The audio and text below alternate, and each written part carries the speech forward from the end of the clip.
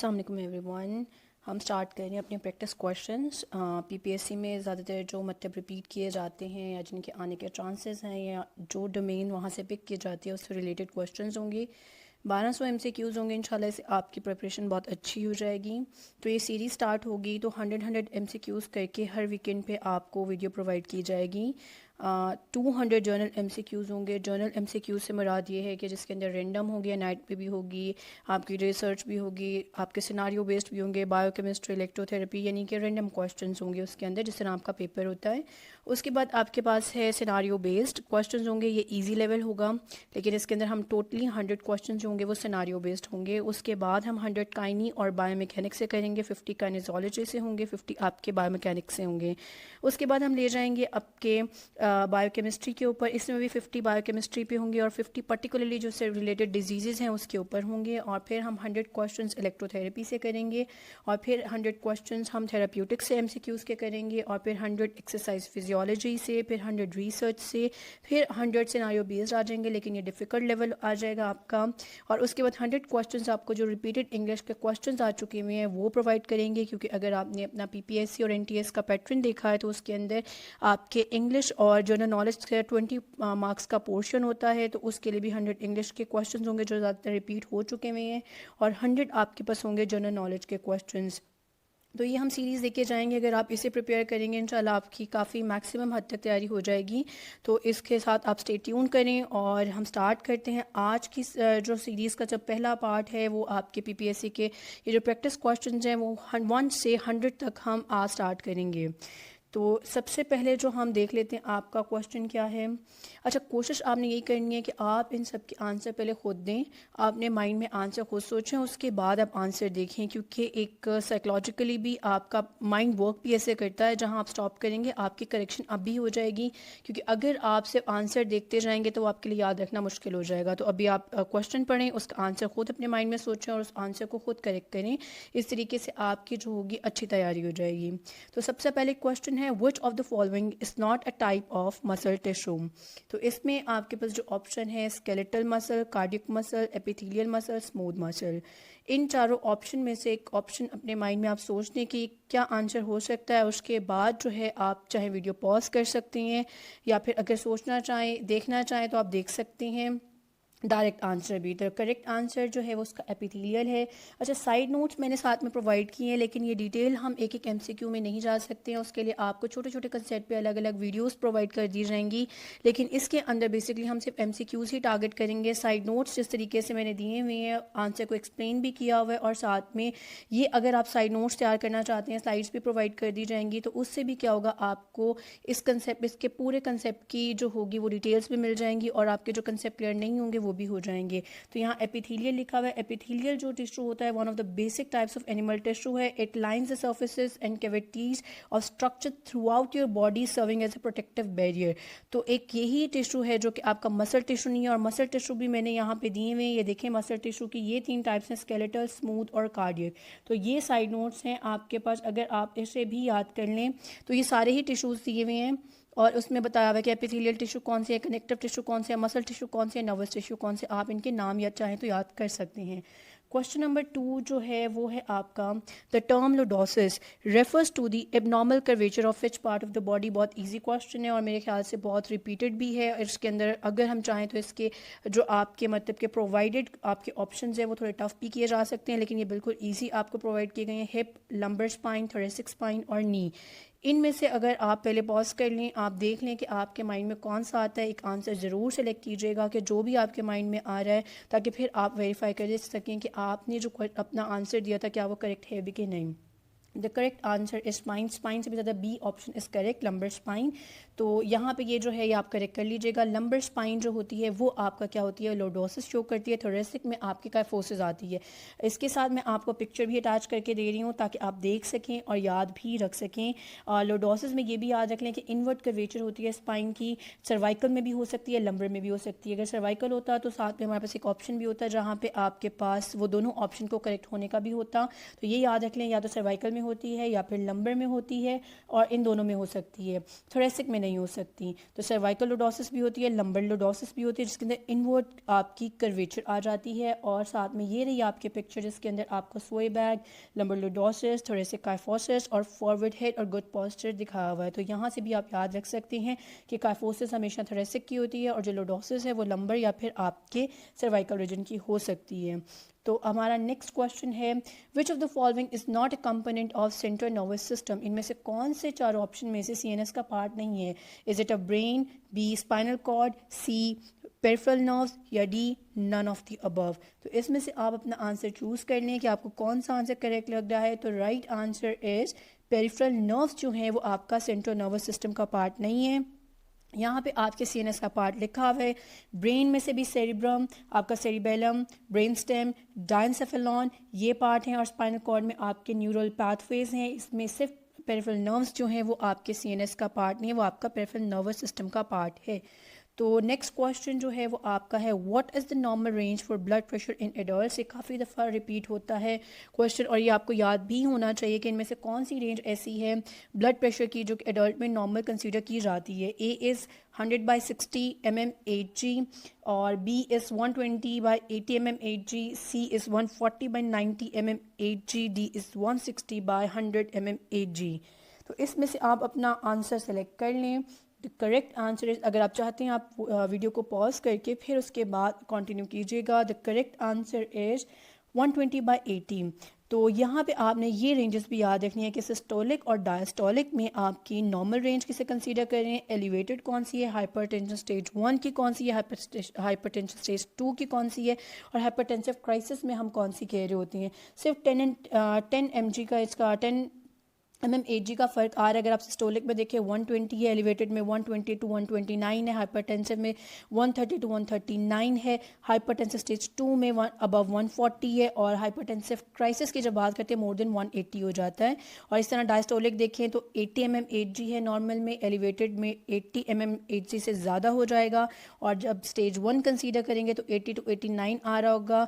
और साथ में स्टेज 2 क्या है आपकी 90 mmHg, और डायस्टोलिक जो आपका क्राइसिस बनेगा वो मोर देन 120 mmHg है। अगर ज़्यादातर जो बुक में आपकी स्पेशली लिखा गया वो इसी तरीके से हाइपरटेंसिव स्टेज 1, 2 और 3 का या फिर क्राइसिस का डिस्कस किया गया। एलिवेटेड मतलब ये है कि अगर हाइपरटेंशन स्टेज से मतलब कि आपका थोड़ा बहुत मतलब कि बॉर्डर लाइन में है तो आप उसे एलिवेशन में कंसीडर कर सकते हैं।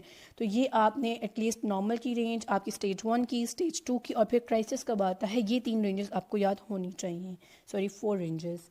उसके बाद है आपके पास question number 5, which hormone is responsible for regulating blood glucose levels? इनमें से कौन सा हार्मोन है जो आपका ब्लड ग्लूकोज लेवल को रेगुलेट करता है?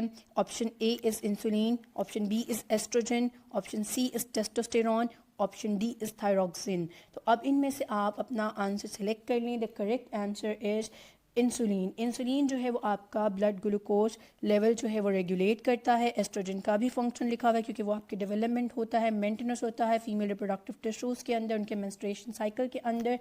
टेस्टोस्टेरॉन मेल में ज़्यादा डोमिनेंट होता है और सेकेंडरी सेक्सुअल कैरेक्टरिस्टिक्स प्रमोट करता है मेल के अंदर, दो फीमेल में भी पाया जाता है लेकिन ज़्यादा रोल इसका मेल में होता है। और उसके बाद T4 थायरॉक्सिन जिसे हम कहते हैं, ये आपकी ग्रोथ में, मेटाबॉलिज्म में और आपके जो मतलब के मेटाबॉलिक रेट में है वहाँ रोल प्ले करता है। तो इसके साथ में आपको लिखे हुए हैं कि अगर इन केस कोई इससे रिलेटेड भी क्वेश्चन होता है तो वो भी आप सॉल्व कर सकें, लेकिन जो आपका ब्लड ग्लूकोज लेवल रेगुलेट करेगा वो आपका इंसुलिन है। क्वेश्चन नंबर 6 ऑप्शन सी में क्वेश्चन क्या है, which of the following is a symptom of Parkinson's disease? इनमें से कौन सा ऐसा है जो पार्किंसंस डिजीज़ में एक सिम्टम की तरह आता है? Option A tremors, option B muscle weakness, option C hallucinations, option D rapid heart beat. तो करेक्ट आंसर इसका है ट्रेमर्स। ट्रेमर्स भी रेस्टिंग ट्रेमर्स होते हैं। आंसर आपको साथ में दिया हुआ है। पोस्चरल पार्किंसंस ट्रिप के नाम से इसके सारे सिम्टम्स की आपको एक लिस्ट बना के दी गई हुई है, वो आप याद कर सकते हैं, आपको आगे भी काम आएगी कि इसमें आपके पास पोस्चरल इंस्टेबिलिटी होती है, एक काइनेजिया होता है, रिजिडिटी होती है, ब्रेडिकाइनेजिया होती है। अच्छा, akinesia is no movement, bradykinesia is low movement, और आई से इम्पेयर्ड बैलेंस हो जाता है यानी कि कोऑर्डिनेशन नहीं रहती है। इनसे न्यूरोलॉजिकल चेंजेस आना स्टार्ट हो जाते हैं यानी कि ट्रेमर्स, माइक्रोग्राफिया मतलब स्मॉल हैंड राइटिंग और स्लो मूवमेंट्स ब्रेडिकाइनेसिया सेम। तीसरे ट्रेमर्स आएंगे, वो भी मैंने आपको बता दिया, रेस्टिंग ट्रेमर्स इनके आते हैं। उसके बाद है reduce facial expression, mask like face हो जाता है, यानी कि फेस के ऊपर कोई भी इनका एक्सप्रेशन नहीं होता। इनएबिलिटी यानी कि पोस्चर इनका मूवमेंट इनकी बॉडी से बहुत जा चुकी है, रिजिडिटी इनकी बॉडी में आना स्टार्ट हो जाती है। और पार्किंसनिज्म, अच्छा पार्किंसनिज्म और चीज़ है, पार्किंसंस डिजीज़ और चीज़ है।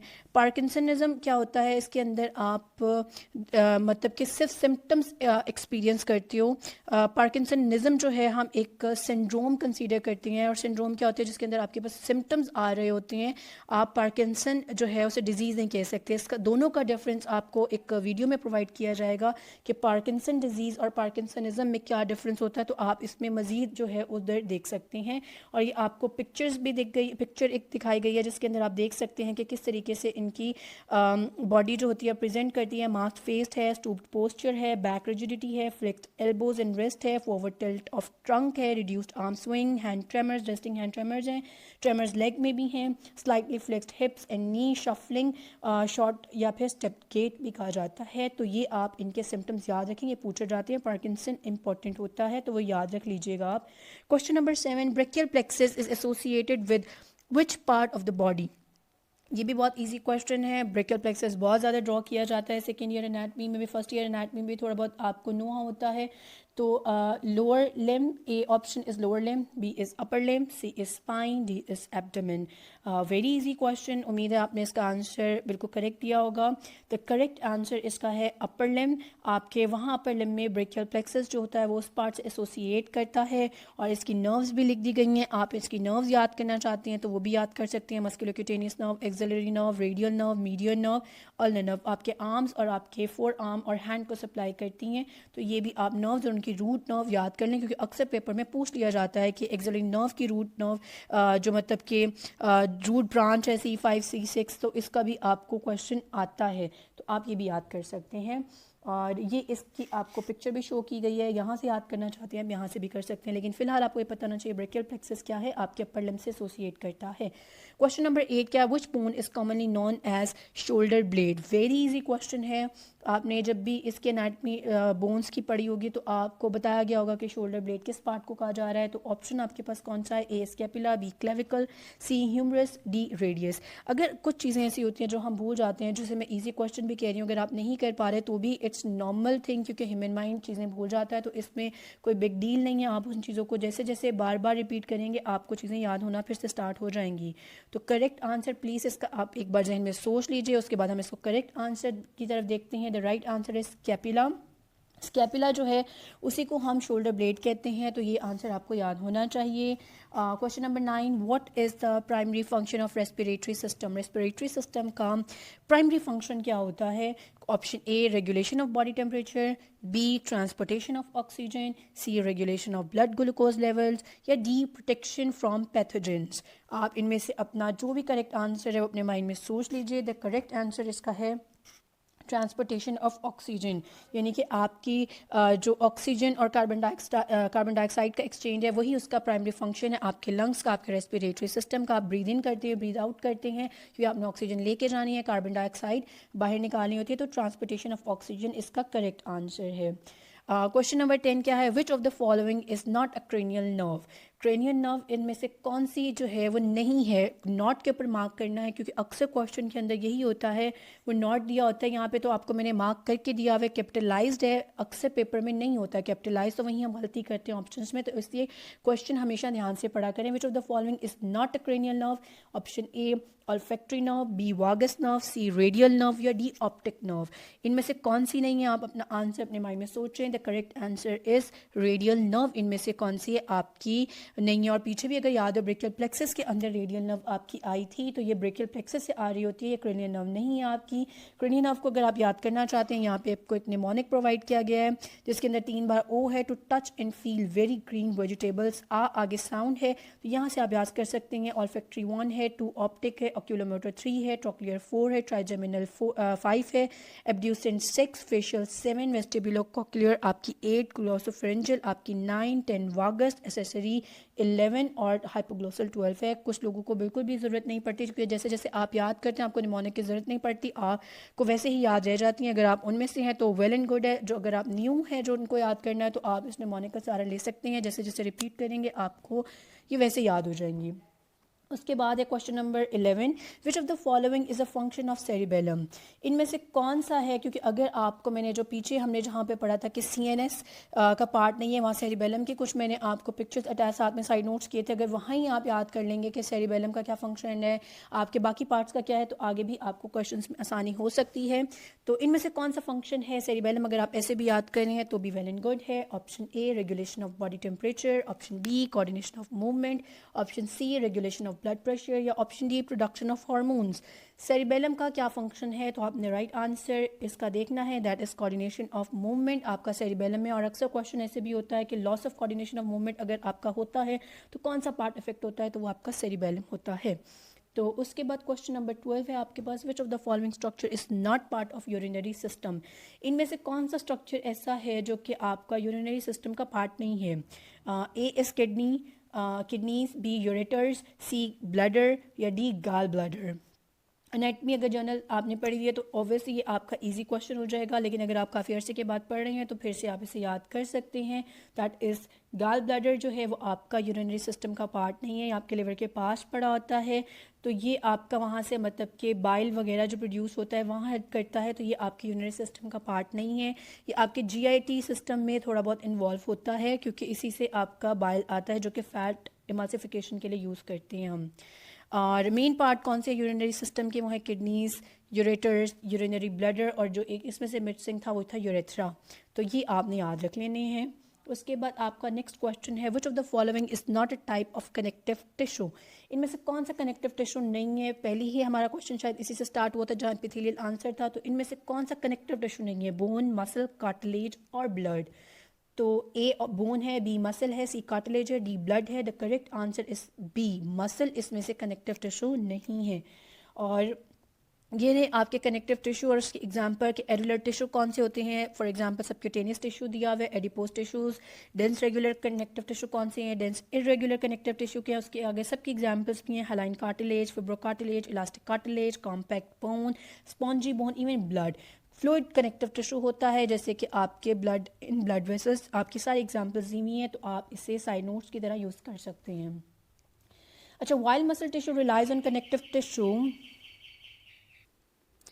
तो इधर जो आपने चीज़ याद रखनी है वो ये है कि मसल टिश्यू जो है वो कॉन्ट्रैक्शन में काम आता है, और जो आपके कनेक्टिव टिश्यू हैं वो सपोर्ट, कनेक्शन और आपके प्रोटेक्शन में काम आते हैं। तो ये आपने ये भी एज ए साइड नोट याद रखना है।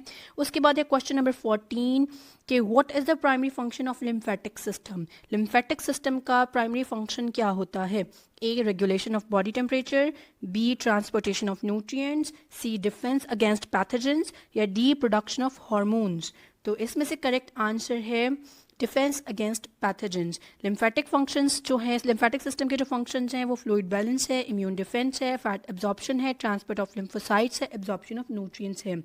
और ये लेकिन जो अगर आप प्राइमरी फंक्शन की बात करेंगे तो obviously that is defence against pathogens, जो आपके बी सेल्स, टी सेल्स बन रहे थे। तो ये आपने याद रखना है। प्राइमरी का वर्ड इसमें आपका की वर्ड है।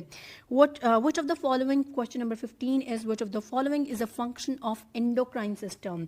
इनमें से कौन सा फंक्शन जो है वो आपका एंडोक्राइन का है। A regulation of body temperature, B coordination of movement, C regulation of blood glucose levels, या डी प्रोडक्शन ऑफ एंटीबॉडीज।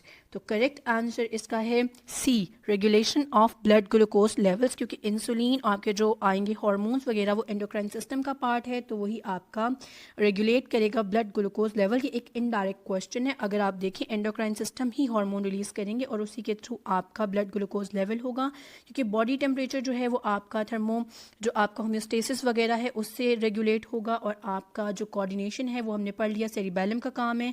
और एंटीबॉडीज़ वगैरह आपके एंडोक्राइन सिस्टम का पार्ट नहीं है, आपके लिम्फेटिक सिस्टम में प्रोड्यूस हो रहे हैं या फिर आपके दूसरे सेल्स में प्रोड्यूस हो रहे हैं। इसमें आपका यानी कि टी सेल्स वगैरह जो हैं तो इसमें एंडोक्राइन सिस्टम का कोई रोल नहीं होता, तो ये आपने याद रख लेना है कि रेगुलेशन ऑफ ब्लड ग्लूकोज, क्योंकि उसमें ही आपके इंसुलिन वगैरह आएगा।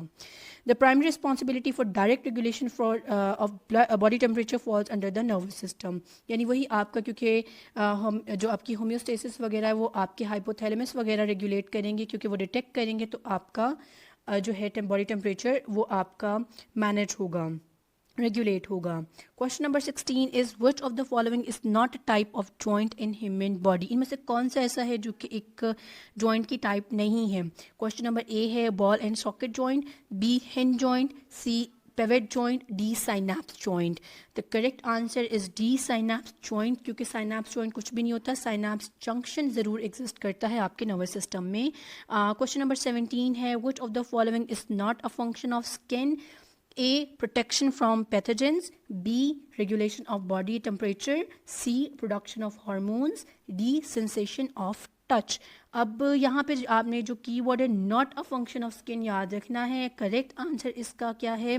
Production of hormones. आपकी स्किन सारे काम कर रही है, सिर्फ एक हार्मोन्स प्रोड्यूस नहीं करती, और जितने भी इसके फंक्शन है वो आपको as a side note provide किए गए हैं, आप वो बिल्कुल याद रख सकते हैं कि प्रोटेक्ट भी कर रही है, रेगुलेट भी कर रही है आपका बॉडी टेम्परेचर, उसके बाद सेंसेशंस में भी काम करती है, आपकी विटामिन डी की सिंथेसिस में भी काम करती है, स्पेशली जब आप सनलाइट एक्सपोजर में होते हैं, एक्सक्रीशन भी करती है क्योंकि स्वेट ग्लैंड्स के थ्रू आपके वेस्ट जो होता है वो एक्सक्रीट होता है, इम्यून डिफेंस भी आपको प्रोवाइड करती है, और साथ में वाटर रेगुलेट भी आपकी बॉडी में करती है। तो ये सारे फंक्शंस क्या हैं? आपकी स्किन के हैं।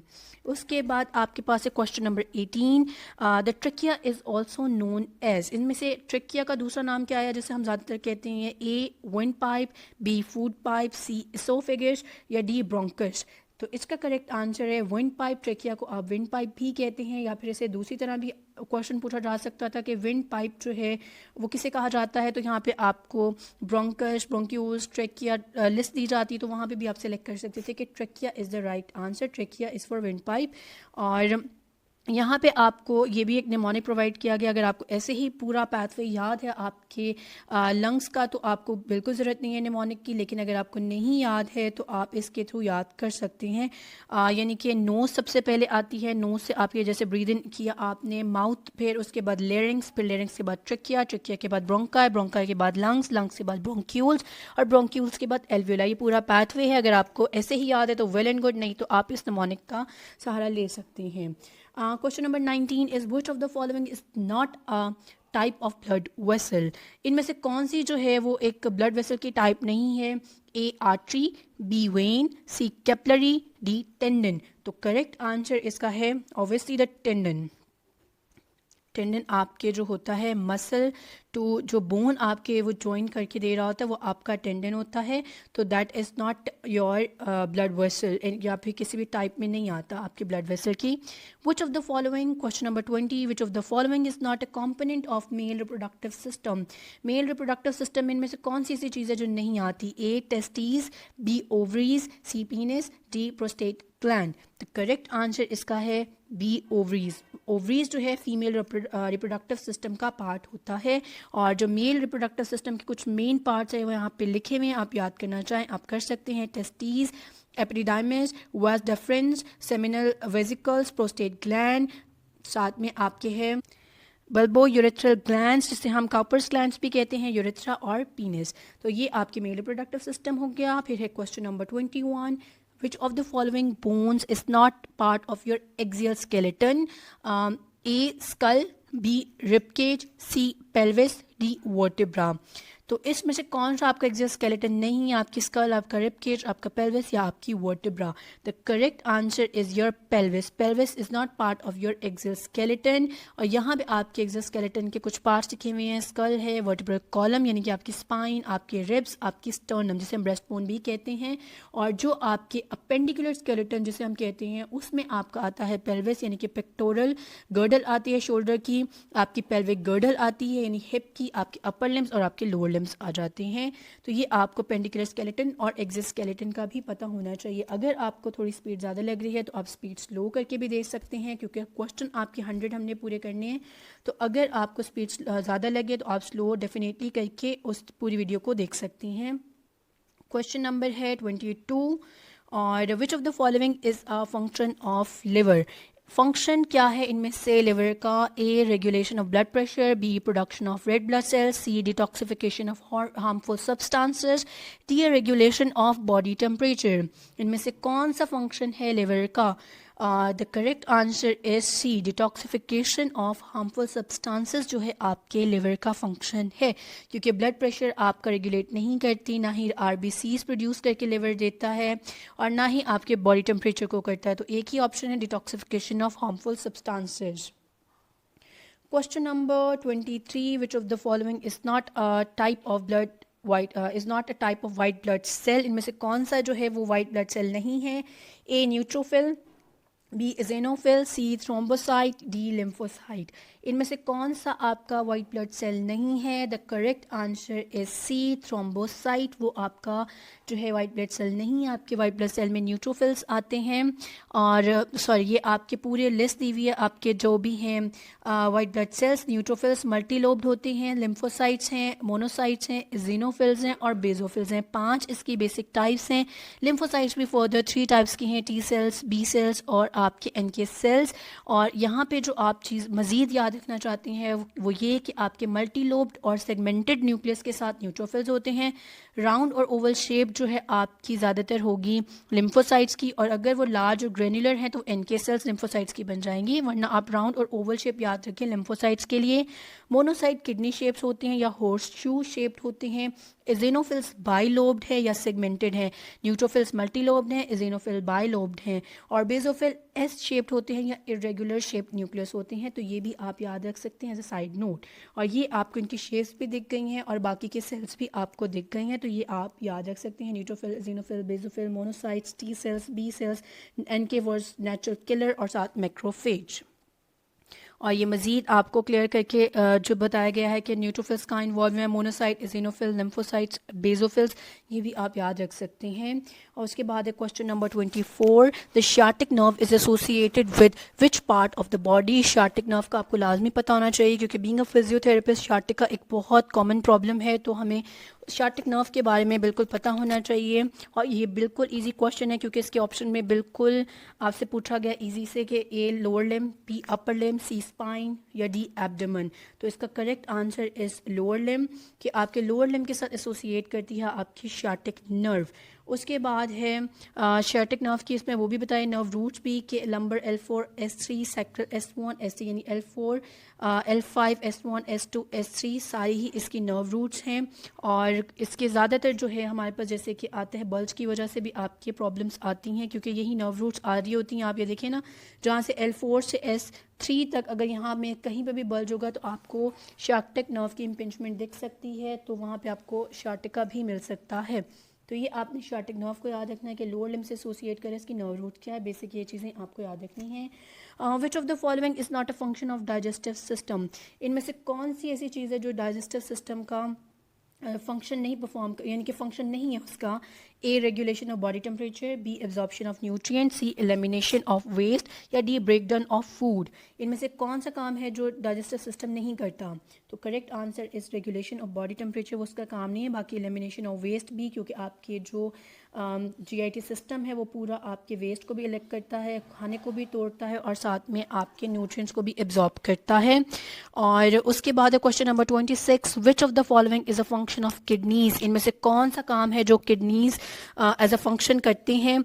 A production of hormones, B regulation of blood glucose levels, C filtration of blood, D regulation of body temperature. Correct answer is C, filtration of blood जो है वो आपकी किडनी से होती है। Question number 27, which of the following is not a component of cardiovascular system. इनमें से कौन सा कॉम्पोनेंट जो है पार्ट जो ऑप्शन है वो आपके कार्डियोवास्कुलर सिस्टम का कॉम्पोनेंट नहीं है।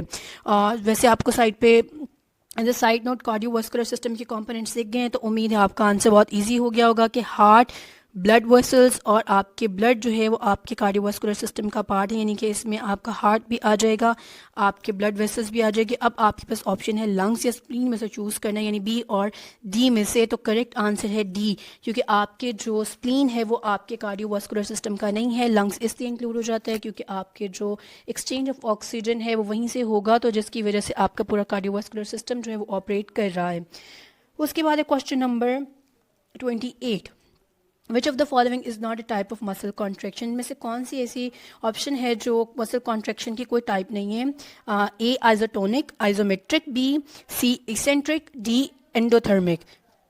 करेक्ट आंसर है एंडोथर्मिक। करेक्ट आंसर इसका है एंडोथर्मिक, क्योंकि बाकी तीनों टाइप्स हैं, आइजोटोनिक की, आइजोमेट्रिक, इसेंट्रिक आपके मसल कॉन्ट्रैक्शन की टाइप्स हैं। इसमें एंडोथर्मिक जो है वो आपकी कोई टाइप नहीं है, बल्कि एक प्रोसेस है that absorb heat from its surrounding making the surrounding cooler. जैसे कि एंडोथर्मिक में आपकी स्वेटिंग एक एग्जाम्पल आ जाती है ह्यूमन बॉडी में, तो वो एक मतलब कि प्रोसीजर है, ना कि आपकी कोई muscle contraction. Question number 29, that is which of the following is not a function of spleen, इनमें से कौन सा काम है जो स्प्लीन नहीं करता? A filtration of blood, B production of red blood cells, C removal of old red blood cells, D storage of blood. तो साइड नोट में आपको बताया हुआ है कि फंक्शन कौन कौन से हैं स्प्लीन के, immune function, blood filtration, blood storage. तो ऑब्वियसली आपके लिए आंसर गेस करना ईजी हो गया होगा, that is B production of red blood cells, वो आपके स्प्लीन का पार्ट नहीं है। बोन मैरो में आपकी प्रोडक्शन होती है रेड ब्लड सेल्स की। क्वेश्चन नंबर 30 जो है, which of the following is not a function of nervous system, इनमें से कौन सा जो है फंक्शन नहीं है नर्वस सिस्टम का?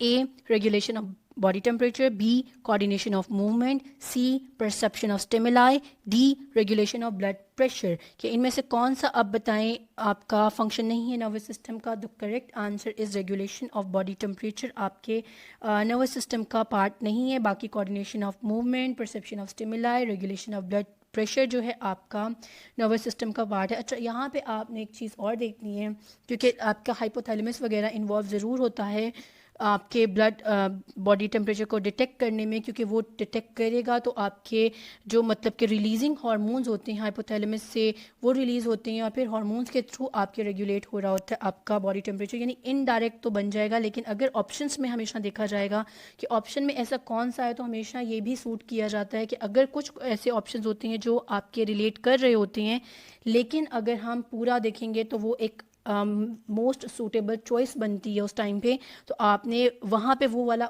सूट करके आंसर देना होता है। यानी कि इसमें अगर देखा जाए तो बॉडी टेम्परेचर इनडायरेक्ट वे में अगर आपके नर्वस सिस्टम में इन्वॉल्व हो रही है, लेकिन यहाँ पे अगर best choice of your answer देखा जाएगा या जो करेक्ट होता है वो आपका रेगुलेशन ऑफ बॉडी टेम्परेचर के, बाकी तीन डायरेक्टली जो हैं आपके नर्वस सिस्टम में इन्वॉल्व हैं। तो यहाँ पे ये चीज़ें आपने याद रखनी है। हालांकि रेगुलेशन ऑफ ब्लड प्रेशर भी जो है आपका इनडायरेक्ट होता है, लेकिन यहाँ पे मोस्ट सूटेबल जो है वो आपका बॉडी टेम्परेचर है, क्योंकि रिफ्लेक्सेस के थ्रू आपका ब्लड प्रेशर भी मैनेज कर लेता है नर्वस सिस्टम। तो यहाँ पे जो आपका करेक्ट आंसर होगा वो रेगुलेशन ऑफ बॉडी टेम्परेचर होगा। ठीक हो गया। उसके बाद है आपका 31, विच of the following bones is not a part of appendicular skeleton. ये हमने अभी पहले भी आपको बताया कि अपेंडिकुलर सिस्टम में कौन कौन से आपके आते हैं, स्केलेटन में कौन कौन से पार्ट आते हैं। तो इनमें से कौन सा जो है वो आपके बोन्स जो है अपेंडिकुलर स्केलेटन की नहीं है? A femur, B scapula, C vertebra, D radius. तो करेक्ट आंसर इज वर्टिब्रा, क्योंकि वो आपके एक्सोस्केलेटन का पार्ट है। उसके बाद है question number 32, which of the following hormones is not produced by adrenal gland. इनमें से कौन सा हार्मोन एड्रीनल ग्लैंड प्रोड्यूस नहीं करता? A adrenaline, B cortisol, C insulin, D aldosterone. तो correct answer is insulin. Insulin जो है वो आपके beta cells with in pancreatic islets जो होते हैं, यानी कि आइलेट्स ऑफ लैंगरहैंस, वहाँ प्रोड्यूस होते हैं, यानी पेनक्रियास में आपके प्रोड्यूस होते हैं इंसुलिन। तो फिर ये एक वाहिद जो है वो आपका हार्मोन प्रोड्यूस नहीं कर रहा है एड्रीनल ग्लैंड, बाकी सारों को वो प्रोड्यूस कर रहा है। Question number 33, which of the following is not a function of hypothalamus. इनमें से कौन सा काम है जो हाइपोथैलेमस नहीं करता? Regulation of body temperature, production of hormones, control of hunger and thirst, coordination of movement. तो यहाँ पे हम करेंगे कोऑर्डिनेशन ऑफ मूवमेंट, जो आपका है करेक्ट आंसर है। मैं अभी पीछे भी बात आपको ये करी थी, हाइपोथैलेमस दो आपका CNS का पार्ट है, लेकिन वहाँ पे जो बेस्ट चॉइस थी हमने वो चूज़ किया। यहाँ पे देखा जाए तो कोऑर्डिनेशन ऑफ मूवमेंट हम लोग पहले पढ़ चुके हैं, सेरिबेलम का पार्ट है CNS का, तो यहाँ तो डायरेक्ट उन्होंने हाइपोथैलेमस के फंक्शंस को पूछा हुआ है। तो ये तीनों फंक्शंस हैं आपके हाइपोथैलेमस के, आपकी हंगर थर्स्ट को भी कंट्रोल करता है, आपके बॉडी टेम्परेचर को भी, और आपके प्रोडक्शन ऑफ हार्मोन्स को भी, क्योंकि ये रिलीजिंग हार्मोन्स जो होता है वो इनिशिएट करवाता है, जिसकी वजह से आपके हार्मोन्स आपके ऑर्गन्स में से, आपके पार्ट्स में से प्रोड्यूस होते हैं। तो यहाँ पे करेक्ट आंसर है coordination of movement. Question number 34, which of the following is not a component of immune system. Immune system का कौन सा इनमें से कॉम्पोनेंट नहीं है? ए लिम्फोसाइट्स, बी एंटीबॉडीज, सी हार्मोन्स, डी मैक्रोफेजेस। तो करेक्ट आंसर इसका है हार्मोन्स जो है वो आपके इम्यून सिस्टम का पार्ट नहीं है, बाकी लिम्फोसाइट्स भी, एंटीबॉडीज भी और मैक्रोफेजेस भी आपके इम्यून सिस्टम का पार्ट हैं। Question number 35, the term hyperthermia refers to. Hyperthermia किस मतलब के इस टर्म का मतलब क्या है? A high blood pressure, B low body temperature, C high body temperature, D low blood pressure. जो टर्म का वर्ड है वो हीट से है, हाइपर का मतलब ज़्यादा है, तो करेक्ट आंसर इसका है हाई बॉडी टेम्परेचर। उसके बाद है question number 36, which of the following is not a function of pancreas. इनमें से कौन सा फंक्शन ऐसा फंक्शन है जो पेनक्रियाज नहीं करता? A regulation of blood glucose levels, B production of insulin, C production of digestive enzymes, D filtration of blood. तो करेक्ट आंसर है फिल्ट्रेशन ऑफ ब्लड, क्योंकि बाकी तीनों काम इंसुलिन अगर प्रोड्यूस हो रही है तो इंसुलिन ही ब्लड ग्लूकोज लेवल को रेगुलेट करते हैं, हमने पहले भी पढ़ लिया है, और डाइजेस्टिव एंजाइम्स भी प्रोड्यूस करता है पेनक्रियाज। तो एक डी है जो फिल्ट्रेशन ऑफ ब्लड है वो यहाँ नहीं होता। Question number 37, which of the following is a function of vestibular system. Vestibular system का इनमें से कौन सा फंक्शन है? A regulation of body temperature, B coordination of movement, C perception of sound, D perception of balance. तो correct answer is perception of balance, जो है वो वेस्टिबुलर सिस्टम का ही पार्ट होता है, फंक्शन होता है। Question number 38, the term dyspnoea refers to. A difficulty swallowing, B difficulty in breathing, C difficulty in seeing, D difficulty in walking. This is for difficulty. तो आपने निया का मतलब देखना है, तो करेक्ट इसका आंसर है difficulty in breathing. आपने एपनिया भी सुना होगा, A is for absent, यानी कि ब्रीदिंग का एब्सेंट होना एपनिया होता है। डिस्निया मतलब कि difficulty in breathing. उसके बाद है 39, which of the following best describes a lever in kinesiology. इनमें से कौन सी ऐसी मतलब आप डेफिनेशन कह लें जो डिफाइन कर रहा है काइनेजोलॉजी को? A a bone that attaches to muscle via tendons, यानी कि इनमें से लिवर हम किसको कह रहे हैं? क्या डेफिनेशन लिवर की बनेगी, या लिवर को जो डिस्क्राइब कर सकता है उसका आप आंसर देंगे।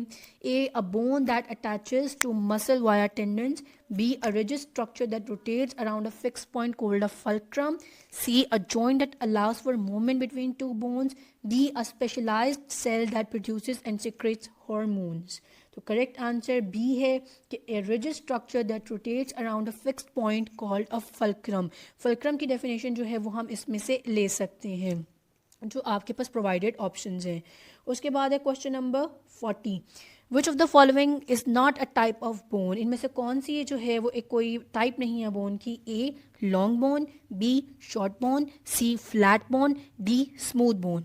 तो ये पहली तीन हम टाइप्स पढ़ चुके हुए हैं। डी जो है वो स्मूथ बोन कोई एग्जिस्ट नहीं करती, तो that is your correct answer. 41 question क्या है? विच type of liver has fulcrum located between the effort force and the resistance force. अब यहाँ पे फल्क्रम बीच में कब होगा, मतलब कि कौन सा ऐसा टाइप लिवर है जो डिस्क्राइब करता है कि फल्क्रम बीच में होगा, एफर्ट फोर्स और रेजिस्टेंस फोर्स साइड पे होंगी। तो इसका करेक्ट आंसर है फर्स्ट क्लास लिवर। इसकी मैं आपको डेफिनेशन, ये first class liver, second class liver, third class liver examples के साथ भी आपको प्रोवाइड किए गए हैं।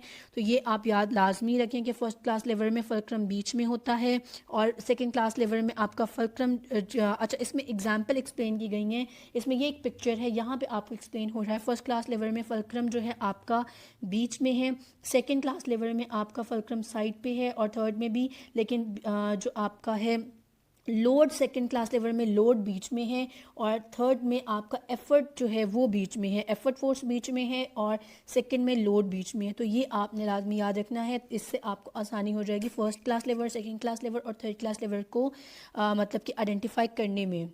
और एग्जाम्पल्स भी हैं, एग्जाम्पल्स भी कर सकते हैं, आगे भी आएंगी तो हम जहाँ डिटेल्स में आएगा वहाँ करेंगे. The term ischaemia refers to, question number 42, the term ischaemia refers to A lack of oxygen supplied to tissues, B excessive oxygen supplied to tissues, C lack of blood supply to tissues, D excessive blood supply to tissues. The correct answer is lack of blood supply to tissues. Specially कौन से tissues में ischemia exist करता है? आपके heart muscles में. तो जहाँ पे मतलब कि ब्लड सप्लाई आपकी कॉम्प्रोमाइज़ हो जाती है, कम हो जाती है, वहाँ हम क्या कहते हैं? ये इस्कीमिया हो रहा है. तो ये क्या है? आपका ऑप्शन सी करेक्ट आंसर है. 43 क्वेश्चन है, आंसर डायरेक्ट दिया हुआ क्वेश्चन है. When performing a bicep curl with a dumbbell which type of lever is involve. जब आप बाइसेप कर्ल करते हैं वो डम्बल, तो कौन सा आप लिवर जो है वो इन्वॉल्व होता है? First class liver, second class liver, third class lever, fourth class liver. Correct answer है थर्ड क्लास लिवर. एक्सप्लेनेशन देख लें कि बाइसेप कर्ल में क्या है? एल्बो जॉइंट वो आपका फल्क्रम है. बाइसेप मसल प्रोवाइड करती है एफर्ट फोर्स और the weight of the dumbbell act as the resistance force making it a third class lever. ये आपने याद लाजमी रखना है. पीछे वाली पिक्चर चाहे तो आप दोबारा से देख सकते हैं. ये भी एक पिक्चर है. इसमें क्या है? थर्ड में आपका एफर्ट बीच में था, हमने पहले भी देखा था. सेकंड में लोड बीच में है. फर्स्ट में आपका जो है वो आपका फल्क्रम बीच में है. तो ये वाली किस तरीके से है? लोड आप देखिए, हाथ में forearm and hand are lifted, वो आपका लोड है. एफर्ट जो है वो आपके मसल्स हैं जो बीच में, और उसके बाद आपके ये जो मसल्स प्रोवाइड करेंगे. और फल्क्रम आपका एल्बो जॉइंट है. तो जिसको क्या बनाता है? आप इसको थर्ड क्लास बनाता है. अगर आपको पिक्चर समझ नहीं आई तो इसको फिर से करते हैं. ये आपका बन गया एल फॉर लोड, यहाँ से आपका लगेगा एफर्ट, और ये रहा आपका फल्क्रम. उम्मीद करती हूँ इससे आपको आइडेंटिफाई करना इजी हो चुका होगा. उसके बाद है question number 44, which type of lever is represented by a wheelbarrow. अच्छा, ऐसे क्वेश्चंस आते कम हैं, लेकिन ये क्या है? व्हील बैरो. ये एग्जांपल्स बहुत ज़्यादा दी जाती हैं अगर आप किसी बाइक के टेस्ट के लिए प्रिपेयर कर रहे हैं या फिर दूसरे किसी टेस्ट के लिए, तो उसमें ये आपको एग्जांपल्स बहुत काम आएंगी. Which type of lever is represented by wheelbarrow. Wheelbarrow कौन सा लिवर रिप्रेजेंट करता है? It is the second class lever. Option क्या था? First class lever, B second class lever, C third class lever, D fourth class lever. तो correct answer है इसका second class liver. आप वैसे ही इसे याद रख सकते हैं, इतना डिटेल्स इसकी याद रखने की ज़रूरत नहीं है, लेकिन आपको पता होना चाहिए कि इसमें व्हील आपका फल्क्रम की तरह इसकी पिक्चर आपको शो करा दी जाती है. व्हील फल्क्रम है, लोड ऊपर डला हुआ है, एफर्ट कहाँ पे है. तो इस तरीके से आपको याद रखना आसान हो जाएगा कि लोड बीच में है तो आपका व्हील बैरो क्या है? सेकेंड क्लास बन जाता है. ठीक हो गया. Question number 45, the term tachycardia refers to A slow heart rate, B fast heart rate, C low blood pressure, D high blood pressure. तो correct answer is fast heart rate जो है वो आपका टेकिकार्डिया कहा जाता है. और उसके बाद है question number 46, that is during a pushup exercise which lever type is involve. Pushup के दौरान आपका कौन सा लिवर है या किस लिवर टाइप की ये एग्जाम्पल है? A first class lever, B second class lever, C third class lever, D fourth class lever. Fourth class exist नहीं करता. तो एग्जाम वैसे ऑप्शंस दिए हुए हैं, तो आपने ऑप्शंस पे ये नहीं परेशान हो जाना कि ये भी एक एक पढ़ने लग जाएं. तो जो आपको इस टाइम प्रोवाइड किया जा रहा है आप वो करें, और जो एक्स्ट्रा नोट्स होंगे वो साइड पे मिलेंगे, नहीं तो अलग से वीडियो में भी आपको प्रोवाइड किए जाएंगे. करेक्ट आंसर है इसका सेकेंड क्लास लिवर. पुशअप जो है वो सेकेंड क्लास लिवर की एग्जाम्पल है. Details the fulcrum is at the 1 point. ये आपको पूरी एग्जाम्पल दी हुई है. इसकी फ़ोटो देख लेते हैं जिससे आसानी हो जाएगी हमें. तो ये आपकी फ़ोटो आपको दी गई है कि ये आपका कौन सा है? सेकेंड क्लास लिवर है. तो लोड इसमें बीच में है, एफर्ट आप ऊपर से लगा रहे हैं क्योंकि हमने पुशअप करना है, हाथों से पुशअप, एफर्ट लग रहे हैं. फल्क्रम क्या है? आपका हील के पास है. तो ये आपका क्या हो गया? Second class lever. ये आपने याद रख लेना है. उसके बाद है question number 47, when performing a calf raise which type of lever is involve. Calf raise exercise जो है वो किस लिवर की एग्जाम्पल है? ये कौन सी टाइप बनती है इसमें? A first class lever, B second class lever, C third class lever, या डी फोर्थ क्लास लिवर. तो करेक्ट आंसर क्या है? सेकेंड क्लास लिवर बनता है. कि काफ रेस किस तरीके से, इसमें भी फ़ोटो में आप देख सकते हैं, और बाकी भी जैसे व्हील बैरो, बाकी एग्जांपल बाइसेप कर्ल की आपकी एग्जांपल्स दी हुई हैं, ये भी याद रख सकते हैं कि इसमें क्या है? सेकेंड क्लास लिवर में आपका जो है लोड बीच में है. अगर आप देखें ये वाली आपकी है हील रेस, लोड बीच में है, एफर्ट यहाँ से लग रहा है, फल्क्रम ये रहा. तो ये आपका क्या है? लोड जब बीच में था तो आपका सेकेंड क्लास लिवर बनता है.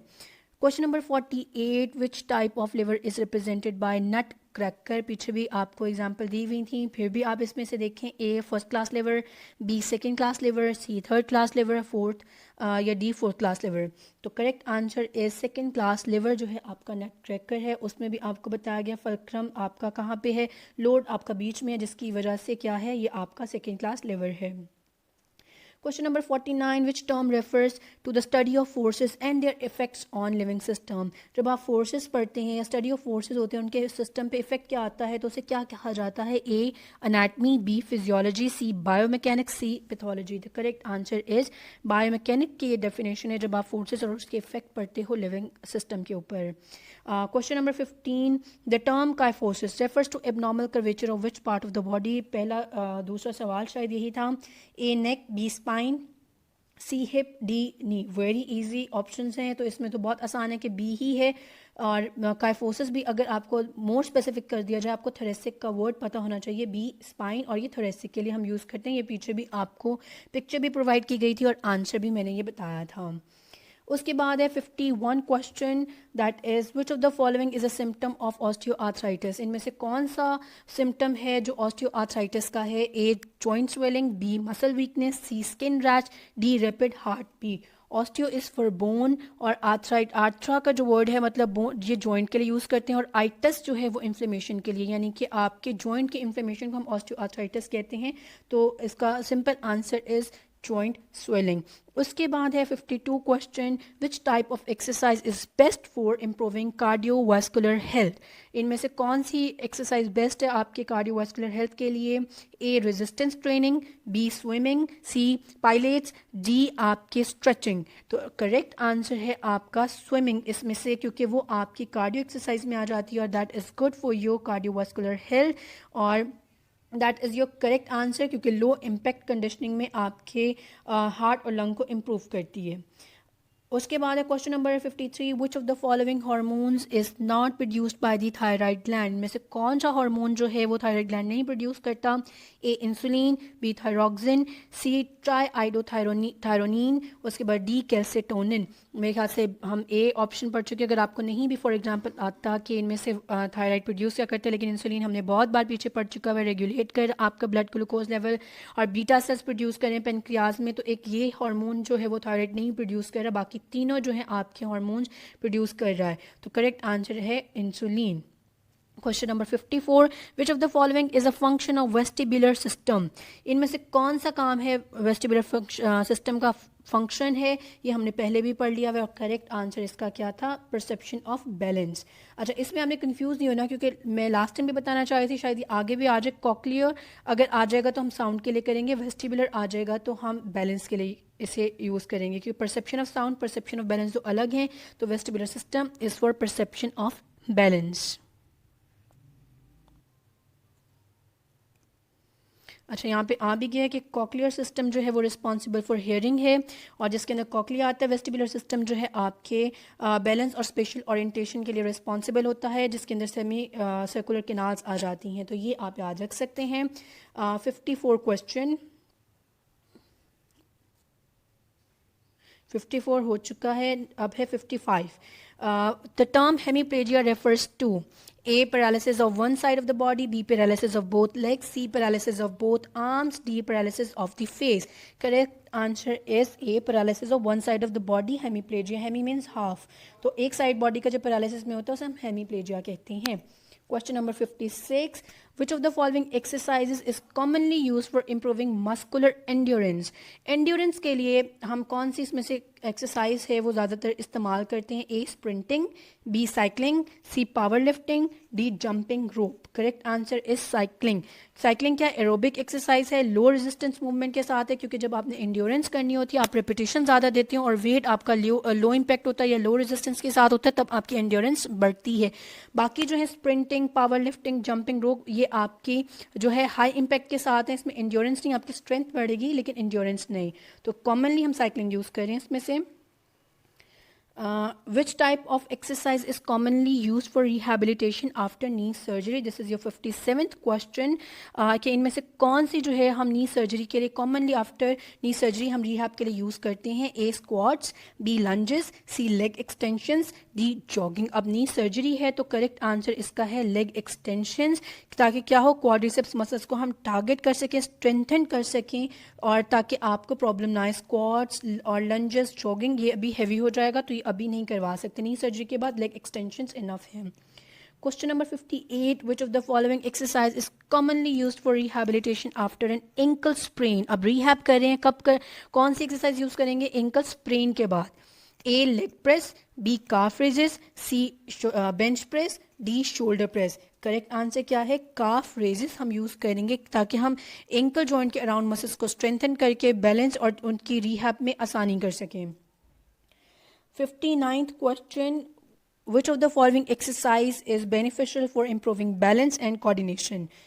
इनमें से कौन सी ऐसी एक्सरसाइज है जो बैलेंस के लिए, कोऑर्डिनेशन के लिए अच्छी है, फ़ायदेमंद है? A high intensity interval training, B tai chi I guess, C deadlift, D Zumba. Obviously इसका करेक्ट आंसर है ताई ची.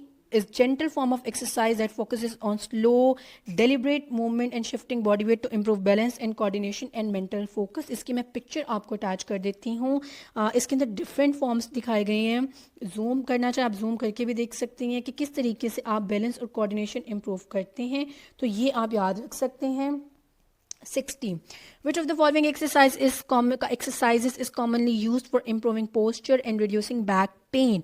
इनमें से कौन सी ऐसी एक्सरसाइज है जो पोस्चर के लिए और बैक पेन को कम करने के लिए हम इस्तेमाल करते हैं?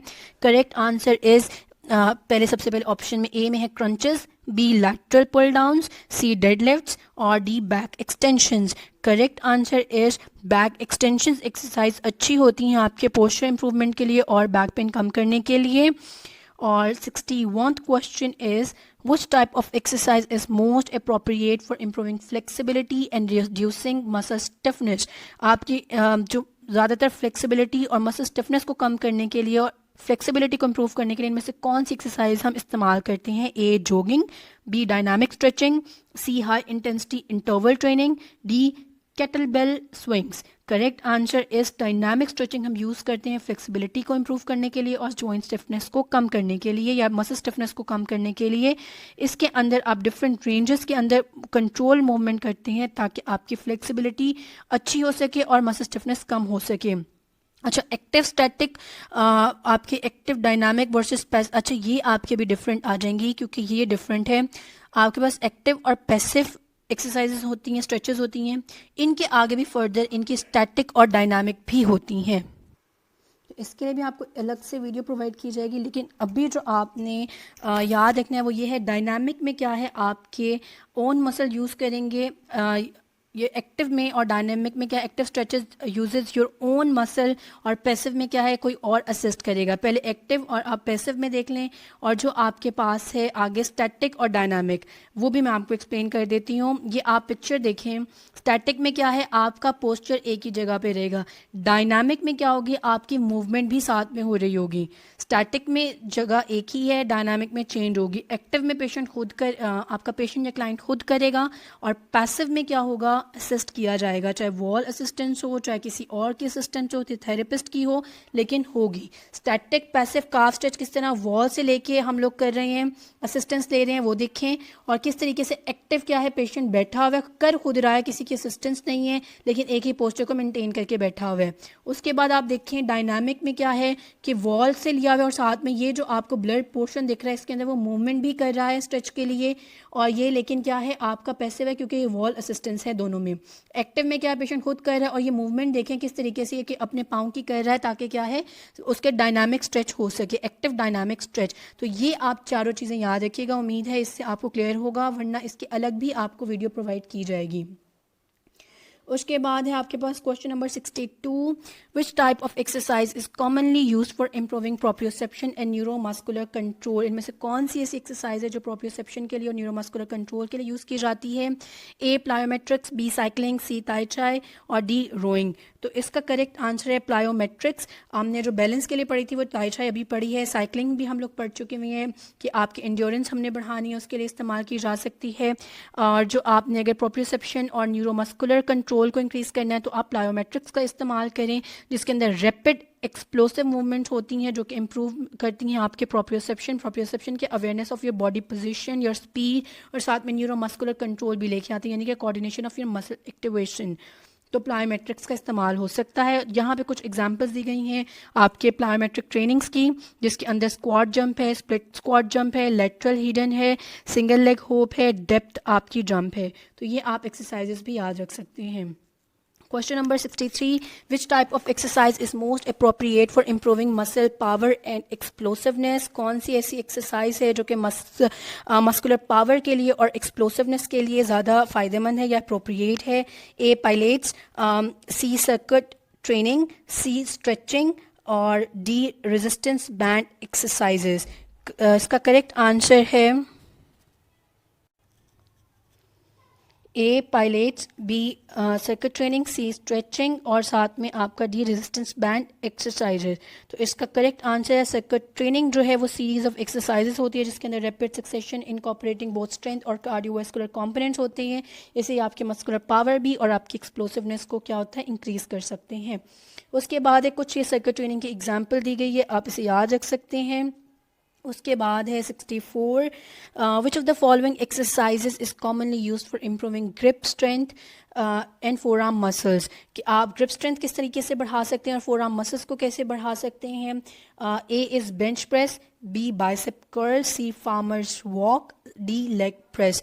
आपकी जो ग्रिप स्ट्रेंथ है फोर आर्म मसल किस चीज़ से इंक्रीज करेगी? The correct answer is farmers walk. Farmers walk क्या होती है? ये होती है कि दोनों हाथों में वेट है और आप स्ट्रेट इस तरीके से मूव करेंगे, इससे आपकी क्या होती है, ग्रिप भी इंप्रूव होती है और आपके फोरआर्म मसल्स भी। Farmer walk involves carrying a heavy weight in each hand while walking which help improve grip strength and forearm muscles. उसके बाद है question number 65, which of the following exercises is commonly use for flexibility in the hamstrings. इनमें से कौन सी exercises हैं जो improve करती हैं फ्लेक्सिबिलिटी हैमस्ट्रिंग्स की? Question A, option A squats, B deadlifts, C forward bench, D leg press. तो correct answer इसका है फॉरवर्ड बेंड्स जो है वो आपकी फ्लेक्सिबिलिटी इंप्रूव करती हैं हैमस्ट्रिंग्स की। फॉरवर्ड बेंड क्या करेंगी, आपके बैक ऑफ द थाई को स्ट्रेच करेंगे जिससे आपका वो एरिया इंप्रूव होगा, आपकी फ्लेक्सिबिलिटी आएगी।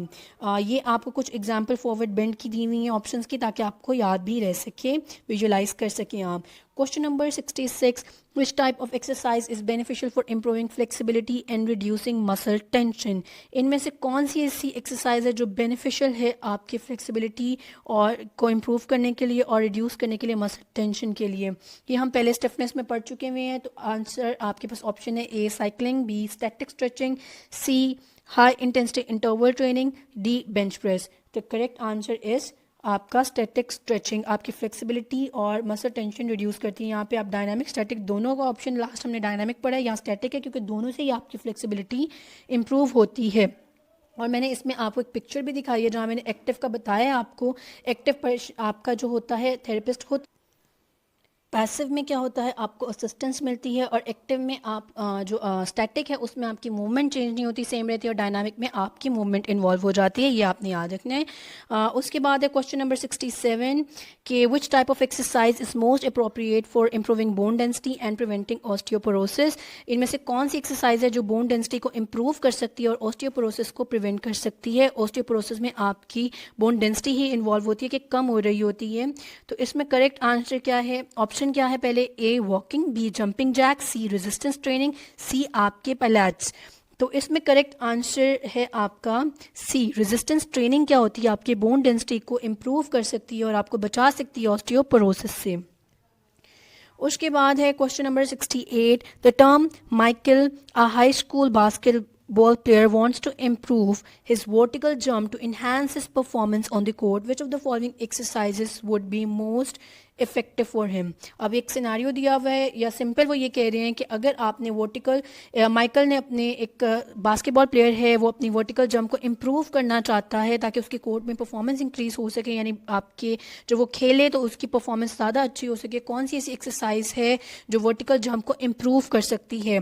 Option A bicep curl, B squat, C shoulder press, D leg curls. Bicep curls और शोल्डर प्रेस ऑब्वियसली आपके अपर लिम्ब से हैं, तो ये दोनों ऑप्शन रूल आउट हो जाते हैं। तो बी स्क्वाट्स या लेग कर्ल्स हैं, उसमें से आप आंसर देखें। द करेक्ट आंसर है स्क्वाट्स, क्योंकि ये आपके मल्टीपल मसल ग्रुप को टारगेट करेगा, आपके क्वाड्स को भी, आपके हैम्स को भी, ग्लूट्स को भी और आपके काफ्स को भी, जिसकी वजह से पावर ज़्यादा अच्छी होगी और एक्सप्लोसिवनेस आ सकेगी आपके वर्टिकल जंप के अंदर। ये आपको स्क्वाट्स की पोजीशन बताई हुई और मसल्स भी इसमें मार्क किए हुए हैं कि कौन कौन से इन्वॉल्व होंगे।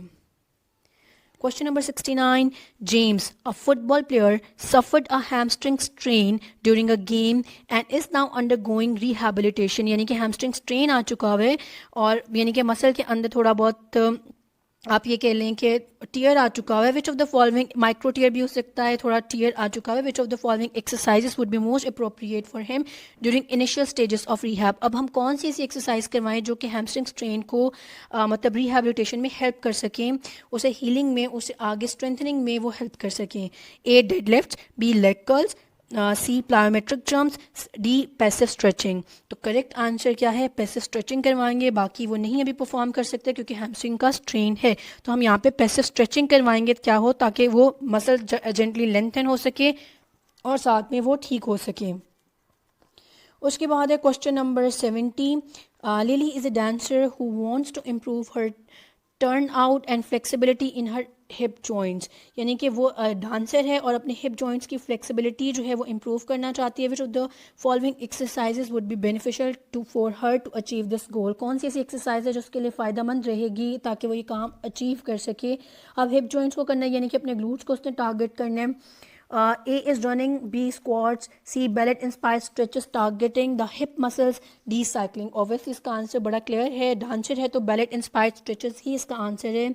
और इसकी कुछ डायग्राम्स है जो मैं साइड पे अटैच कर दी हुई हैं, वो आप देख सकते हैं कि कौन कौन सी ballet inspired आपका जो वर्कआउट आता है उसके अंदर एक्सरसाइजेज आती हैं जो आपके हिप मसल्स को टारगेट करती हैं। Question number 71. Okay, John, a baseball pitcher, experiences shoulder pain and fatigue during games. Which of the following exercises would be beneficial for him to improve shoulder stability and endurance? Question simple है कि shoulder pain है, shoulder stability और endurance के लिए कौन सी exercise बेहतरीन रहेगी? A bicep curls, B bench press, C external rotation exercises with resistance bands या D leg press? Correct answer है external rotation exercises with resistance band, क्योंकि वो बेसबॉल पिचर है तो उसके लिए एक्सरसाइज ज़्यादा मुफीद रहेंगी उसे पेन में प्रिवेंट करने के लिए। एक्सटर्नल रोटेशन एक्सरसाइज और जो हम टारगेट करेंगे रोटेटर कफ मसल्स को टारगेट करेंगे जो शोल्डर स्टेबिलिटी और इंड्योरेंस लेके आएंगे, और overhead athletes like baseball pictures वगैरह जो हैं उनके लिए एक्सरसाइज फ़ायदेमंद रहेंगी, उन्हें पेन से प्रिवेंट करेंगी। तो ये आपकी एक्सरसाइज भी दिखाई हुई है कि किस तरीके से एक्सटर्नल रोटेशन आप उसके साथ बैंड के साथ परफॉर्म कर सकते हैं, रेजिस्टेंस बैंड के साथ। Question number 72. Anna, a volleyball player, wants to increase her vertical jump height. Which of the following exercise would be most effective for her to achieve the goal? ये गोल को achieve करने के लिए कौन सी आप उसके लिए एक्सरसाइज अच्छी रहेगी? वर्टिकल जंप हाइट को उसने इम्प्रूव करना है, इंक्रीज करना है। A leg curls, B deadlift, C plyometric jump squats, D cycling. अभी हमने स्क्वाट शायद पहले पढ़ भी लिया है तो उसी का ही आंसर है प्लायोमेट्रिक जंप स्क्वाट्स, क्योंकि उसने वर्टिकल जंप हाइट को इम्प्रूव करना है। तो एक्सप्लेनेशन भी दी हुई है कि आपके एक्सप्लोसिव जंप मूवमेंट्स में ये हेल्प करेगी और आपके वर्टिकल जंप को ये इम्प्रूव करेगी, जो कि वॉलीबॉल प्लेयर्स के काम आएगी। तो ये आप एक्सरसाइज करवा सकते हैं। Question number 73. Construction worker needs to lift a heavy load using a lever system. He wants to minimise the effort required to lift the load. Which type of lever arrangement should be use? अब construction, अब इसके लिए आपको ये पता होना चाहिए कि आपका मैकेनिकल एडवांटेज कौन सा लिवर है और मैकेनिकल डिसएडवांटेज लिवर कौन सा है। अब कंस्ट्रक्शन जो है वो हमने यूज़, वो हैवी लोड उसने उठानी है, कंस्ट्रक्शन वर्कर्स ने हैवी लोड उठाना है। वो अब किस तरीके से ऐसा काम करें कि एफर्ट कम लगे और लोड उठ जाए, तो इसमें कौन सा लिवर अरेंजमेंट होनी चाहिए? A first class lever, B second class lever, C third class lever, D fourth class lever. The correct answer is your second class lever. क्योंकि सेकेंड क्लास लिवर क्या है, मैकेनिकल एडवांटेज देता है आपका, मतलब इसमें आपका लोड जो होता है फल्क्रम और एफर्ट के बीच में होता है, जिसकी वजह से क्या होता है कि आपका ज़्यादा एफर्ट नहीं लगता, तो ये आपको मैकेनिकल एडवांटेज देता है। तो second class liver mechanical advantage होता है, ये याद रख लेंगे तो इससे आपको वैसे ईजीली आंसर मिल जाएगा। 74 question. A patient with a lower limb injury is using auxiliary crutches for ambulation. Which type of gait pattern should the patient follow to maximize stability and minimize energy expenditure? Lower limb की injury हो चुकी हुई है और patient use कर रहा है auxiliary crutches, ambulation यानी कि फॉर वॉकिंग।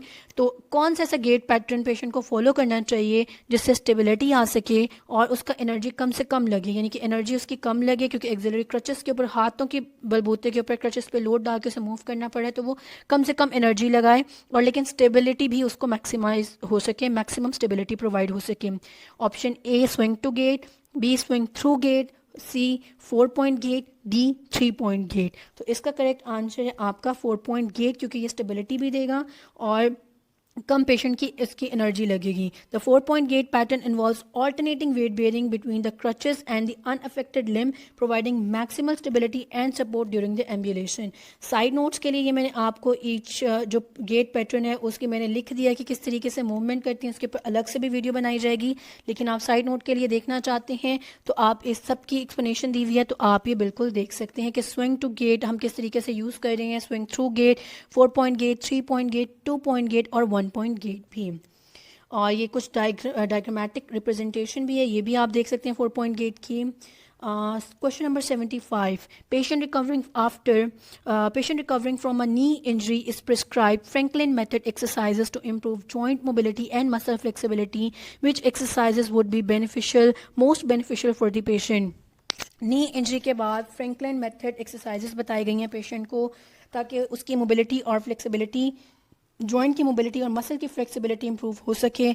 इनमें से कौन सी एक्सरसाइज है जो उसके लिए ज़्यादा बेनिफिशियल रहेगी? 75 के ऑप्शन है A spine, supine pelvic tilts, B quadriceps stretches, C standing calf raises या डी सीटेड हैमस्ट्रिंग कर्ल्स। तो नी हम इंजरी के लिए प्रिस्क्राइब की हुई है, तो करेक्ट आंसर है सुपाइन पेल्विक टिल्ट्स जो है पेशेंट के लिए ज़्यादा बेनिफिशियल रहेगी, ताकि उसकी मसल फ्लेक्सिबिलिटी भी रहे और जॉइंट मोबिलिटी भी। उसके बाद आपके पास फ्रैंकलिन मेथड। अच्छा, इसमें एक फ्रैंकलिन मेथड को भी एक्सप्लेन किया गया जिसके आप इमेजरी, एनाटमी नॉलेज और डायनामिक मूवमेंट यूज़ करते हो, ताकि आप बॉडी अवेयरनेस को और मूवमेंट एफिशिएंसी को बढ़ा सको।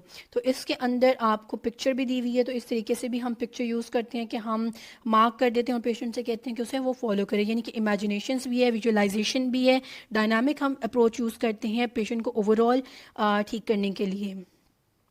Question number 76. A patient with a foot fracture is using a wheelchair for mobility. अब फुट फ्रैक्चर हुआ है और पेशेंट यूज़ कर रहा है wheelchair. The physical therapist recommend incorporating Franklin method exercises to maintain joint mobility and prevent stiffness. Which exercise would be most appropriate for the patient? अब wheelchair पे है और फुट फ्रैक्चर है, तो कौन सा आंसर इसमें से करेक्ट है? फ्रैंकलिन मेथड ही हमने यूज़ करना है। A seated ankle exercises, B shoulder shrugs, C neck stretches, D seated leg lift. Correct answer है आपका सीटेड एंकल सर्कल्स, कि वो बैठ के क्या होगा, एंकल से सर्कल ड्रॉ करेगा, जिसकी वजह से फुट को क्या होगा, उसकी मतलब कि स्टेबिलिटी भी रहेगी और साथ में क्या होगा, इम्प्रूवमेंट भी आएगी। तो ये आपको पिक्चर से विजुलाइज कर सकते हैं कि किस तरीके से वो एंकल की मार्क करेगा। ये रोटेशन दिखाए हुए, यानी कि सर्कल्स भी इसी तरीके से वो ड्रॉ करेगा। Question number 77. A physical therapist is working with a patient who has undergone hip replacement surgery. Which frame or device would be most appropriate for the patient to use during post-operative ambulation? एक physical therapist जो है वो काम कर रहा है patient के साथ जिसकी hip replacement हो चुकी हुई है, hip replacement की surgery हुई है। अब कौन सा frame या device उसको देनी चाहिए जो post-operative यानी ऑपरेशन के बाद walking में उसको help कर सके? Option A standard walker, B rollator walker, C axillary crutches, D platform walker. तो इसमें करेक्ट आंसर है रोलेटर वॉकर देना चाहिए, क्योंकि उसकी स्टेबिलिटी ज़्यादा होगी। इसकी मैं आपको पिक्चर प्रोवाइड कर देती हूँ जिससे आपको अंदाज़ा हो सकेगा कि हिप की वजह से, क्योंकि हिप पे लोड ज़्यादा होता है, जब उसी की सर्जरी है तो हमें स्टेबिलिटी भी ज़्यादा चाहिए, सपोर्ट भी ज़्यादा चाहिए, तो हम रोलेटर वॉकर पेशेंट को प्रोवाइड करेंगे। ये आपको सेकेंड डायग्राम भी इसकी मिल गई है विजुअलाइजेशन के लिए। और ये कुछ पैटर्न हैं, ये अब क्योंकि नेक्स्ट मेरे ख्याल से जो क्वेश्चंस हैं, लेट मी सी, ये आपके शुरू होंगे 78 यस, D1 फ्लेक्शन और D2 एक्सटेंशन। इसीलिए पहले थोड़ा सा आपने जो चीज़ याद रखनी है जो कि आगे भी प्रोवाइड की जाएगी वो है इनकी मूवमेंट के D1 क्या होता है। PNF के लिए भी एक अलग से वीडियो प्रोवाइड की जाएगी, प्रोप्रियोसेप्शन न्यूरोमस्कुलर जो फैसिलिटेशन है उसकी स्ट्रेंथनिंग के लिए भी, स्ट्रेचेस के लिए भी। जो अभी आपको D1 पैटर्न दिख रहे हैं स्ट्रेंथनिंग के लिए यूज़ किए जाते हैं, और ये आपने ये याद रखना है D1 flexion, D1 extension, D2 flexion, D2 extension. अब इसके अंदर आर्म की भी दी गई है और ये देखिए लेग की भी साथ में प्रोवाइड की गई है। आर्म लेग हर एक में प्रोवाइड की गई है। स्टार्टिंग पोजीशन दी गई है, एंडिंग पोजीशन दी गई है। अब स्टार्टिंग पोजीशन में आप ये देखें D1 फ्लेक्शन में और D2 फ्लेक्शन में डाउन एंड आउट है, और यहाँ पे क्या है D2 में down and across your body है, और आप D2 में देखिए up and across your body है, और D2 एक्सटेंशन में क्या है अप एंड आउट है। आपने ये चीज़ याद रखनी है क्योंकि इसी के थ्रू आपके आगे जितने भी क्वेश्चन है सॉल्व होंगे। एंडिंग पोजीशन भी देख लें किस तरीके से हैं। D1 फ्लेक्शन की यहाँ पे डायग्राम भी दी गई है D1 फ्लेक्शन एक्सटेंशन की। अब D1 फ्लेक्शन एक्सटेंशन को जो याद रखा जा सकता है, आप कराटे के लिए जैसे पोजीशन बनाते थे किस तरीके से आप स्टार्ट करेंगे, कहाँ एंड करेंगे, वही है। पैटर्न एक है, एक की स्टार्टिंग पोजीशन एंडिंग है, एक की एंडिंग स्टार्टिंग है। ये आप ज़रा चेक कर लें। D1 को अगर देखा जाए फ्लेक्शन की up and across your body है, ये इसकी एंडिंग पोजीशन है D1 की, ये इसकी स्टार्टिंग पोजीशन है। ये देखें, ये मैं कलर चेंज कर लूँ। अब ये देखें इसकी एंडिंग पोजीशन, इसकी स्टार्टिंग पोजीशन है। Arm up and across your body, arm up and across your body. तो इसी की ये इसी तरीके से फॉलो होता है कि आप ये देखें हाथ यहाँ से यहाँ जाएगा आप, और उसके बाद यहीं से इस पोजीशन से इस पोजीशन में जाएगा, यानी यही पोजीशन है। D1 फ्लेक्शन और D1 एक्सटेंशन एक ही है। फ्लेक्शन पोजीशन में जाएगा फ्लेक्स्ड है, और अगर एक्सटेंशन से आपका जाएगा तो एक्सटेंड है। यानी D1 फ्लेक्शन में हमने क्या करना है, अप लेके जाना है। यानी D1 फ्लेक्शन में ये आपकी स्टार्टिंग पोजीशन है, down and up. D1 flexion में ये वाली आपकी स्टार्टिंग पोजीशन है, ये वाली आपकी एंडिंग पोजीशन है। और मैं अगर बात करूं आपके इसकी D1 एक्सटेंशन की, तो D1 एक्सटेंशन में up and across your body, ये वाली आपकी स्टार्टिंग पोजीशन है, ये वाली आपकी एंडिंग पोजीशन है। ये आपने याद रखना है। इसी तरीके से आपका D2 एक्सटेंशन की बात, फ्लेक्शन की बात की जाए। अच्छा, D1 आप देखिए कराटे के लिए जैसे आप करते हैं आप वैसे याद कर सकते हैं, और D2 आप ऐसे याद करें जैसे आपने तलवार को निकालना है, यानी कि स्वॉर्ड को जिस तरह हम म्यान में से निकालते हैं, ऊपर लेके जाते हैं, वापस रखते हैं, बस यही आप D2 में याद रख लें। अब D2 में भी आप ये देखें अप एंड आउट, फ्लेक्शन इसकी एंडिंग पोजीशन, यानी कि एंडिंग पोजीशन D2 फ्लेक्शन की अप एंड आउट। अगर हम बात करें D2 down and across your body, जो है ये वाली आपकी है starting position, down and across your body, यानी कि D2 फ्लेक्शन की down and across your body, ये वाली आपकी स्टार्टिंग पोजीशन है, और ये वाली आपकी एंडिंग पोजीशन है, और यही ऑपोजिट हो जाएगा। ऑपोजिट क्या हो जाएगा कि D2 एक्सटेंशन में अप एंड आउट है, ये भी देखें यहाँ पे भी अप एंड आउट था, यानी कि D2 एक्सटेंशन में आपकी अप एंड आउट, ये वाली आपकी क्या है अप एंड आउट, ये आपकी है स्टार्टिंग पोजीशन। एंडिंग क्या है आपकी, चली जाएगी ending, down and across your body आपकी एंडिंग पोजीशन है। पोजीशन बहुत सेम है, बहुत इजी है, थोड़ा शायद कन्फ्यूजन लगे, लेकिन एक बार आपसे वैसे तसल्ली से बैठ के पिक्चर को फिर से विजुअलाइज करें, आपको बहुत इजी हो जाएगा। इतनी मुश्किल नहीं है। पहली दफ़ा पढ़ेंगे, पहली दफ़ा सुन रहे होंगे तो आपको चीज़ें बहुत मुश्किल लग रही होंगी, लेकिन नहीं, आप एक बार तसल्ली से पढ़ें, बिल्कुल सेम और ईजी पोजीशन है। शायद डिफ़िकल्ट आपको लगे तो उसमें परेशान नहीं होना, सिर्फ एक इस पिक्चर को याद रखना और इस पिक्चर को याद रखना है, और ये याद रखना कि स्टार्टिंग पोजीशन कहाँ किसकी कौन सी है और एंडिंग कौन सी है। दोनों ही सेम है, कोई इतना बड़ा मुश्किल काम नहीं है, आपके लिए आसान हो जाएगा, क्योंकि अगले MCQs आप इसी बेस के ऊपर सॉल्व कर सकेंगे। ये कुछ इसकी आइडेंटिफाई है, किस तरीके से आप लेकर चल सकते हैं। ये साइड नोट्स आपको प्रोवाइड किए गए हैं। Question number 78 now, a 45 year old patient is undergoing rehabilitation after shoulder surgery. Shoulder की सर्जरी हुई है, 45 ईयर ओल्ड बंदा है, उसकी रिहैब चल रही है। Physical therapist decides to use proprioceptive neuromuscular facilitation, PNF use करना चाह रहा है फिजिकल थेरेपिस्ट, ताकि उसकी शोल्डर मोबिलिटी और स्ट्रेंथ आ सके। During one of the exercises, अब थेरेपिस्ट इसमें खुद बता रहा है कि ask the patient to reach down, यहाँ पे देखिए पेशेंट को कह रहा है reach down to their right side as if they were about to pick something up, जैसे नीचे से कोई चीज़ उठानी थी। Then bring their hand up and across your body ending near their left shoulder. अब स्टार्टिंग पोजीशन बाहर से शुरू हुई है और ऊपर की तरफ गई है। विच PNF pattern is the therapist using in this scenario. अब खुद वो बता रहा है कि बाहर से जैसे कुछ चीज़ नीचे से उठानी थी और लेके कहाँ जाना है, शोल्डर के करीब लेके जाना है। अब आप खुद बताएं इसमें से कौन सा पीएनएफ पैटर्न लगा है। तो correct answer is D1 flexion. फिर से आपको इसकी पिक्चर दिखा दी जाती है कि कहाँ से है, स्टार्टिंग पोजीशन क्या है, डाउन एंड आउट। बाहर से जैसे कोई चीज़ उठा रहा था, कहाँ जाएगा, up and across your body, तो ये ऊपर की तरफ जाएगा। तो this is your D1 flexion. तो इसीलिए कहा है वो पिक्चर याद रख लेंगे, आपको याद रखना आसान हो जाएगा। Question number 79, a young is recovering from a knee injury and practicing PNF patterns to regain strength and stability in the lower limb। अब क्या है, नी इंजरी हुई है और वो PNF पैटर्न को प्रैक्टिस कर रहा है ताकि उसकी स्ट्रेंथनिंग हो सके। Therapist asked the athlete to start by lifting their leg up. अब स्टार्टिंग पोजीशन खुद थेरेपिस्ट बता रहा है, टांग क्या है, up and across their body, ये स्टार्टिंग पोजीशन है, up and across their body, then slowly bring it down and out to the side. अब क्या है, कहाँ लेके जा रहे हैं, डाउन और आउट टू द साइड। तो कौन सा पीएनएफ पैटर्न इस सिनारियो में लगा है, D1 फ्लेक्शन ए, बी D1 एक्सटेंशन, सी D2 flexion, D D2 extension. Correct answer क्या है, D1 एक्सटेंशन लगा है। फिर से हम देख लेते हैं D1 एक्सटेंशन कैसे लगा। यहाँ आप लेग में देखें कि आपको खुद मिलेगा लेग में ये वाला पोर्शन कि स्टार्टिंग पोजीशन क्या है, up and across your body, और यहाँ पे क्या है, लेग डाउन एंड आउट। तो यहीं पे आप ये देख लें किस तरीके से आपको बताया गया है कि किस तरीके से कि एथलीट स्टार्ट कर रहा है अप एंड अक्रॉस से और डाउन और आउट से जाएगा, और यही यहाँ पे लिखा हुआ है डाउन एंड आउट उसकी एंडिंग पोजीशन है, और यही आपको बताया गया कि starting position up and across है। तो ये D1 एक्सटेंशन है, इसीलिए आपसे कहा पिक्चर याद करेंगे आपके आसान हो जाएगा। A patient is recovering from a stroke, question number 80 कि एक स्ट्रोक का पेशेंट है, उससे रिकवर हो रहा है, प्रैक्टिस कर रहा है movement to regain control of their arm. The therapist asks the patient to start with their arm up and out to the side. Starting position क्या है, up और साथ में out to the side as if they were reaching from something above their head, यानी ऊपर से start हो रही है।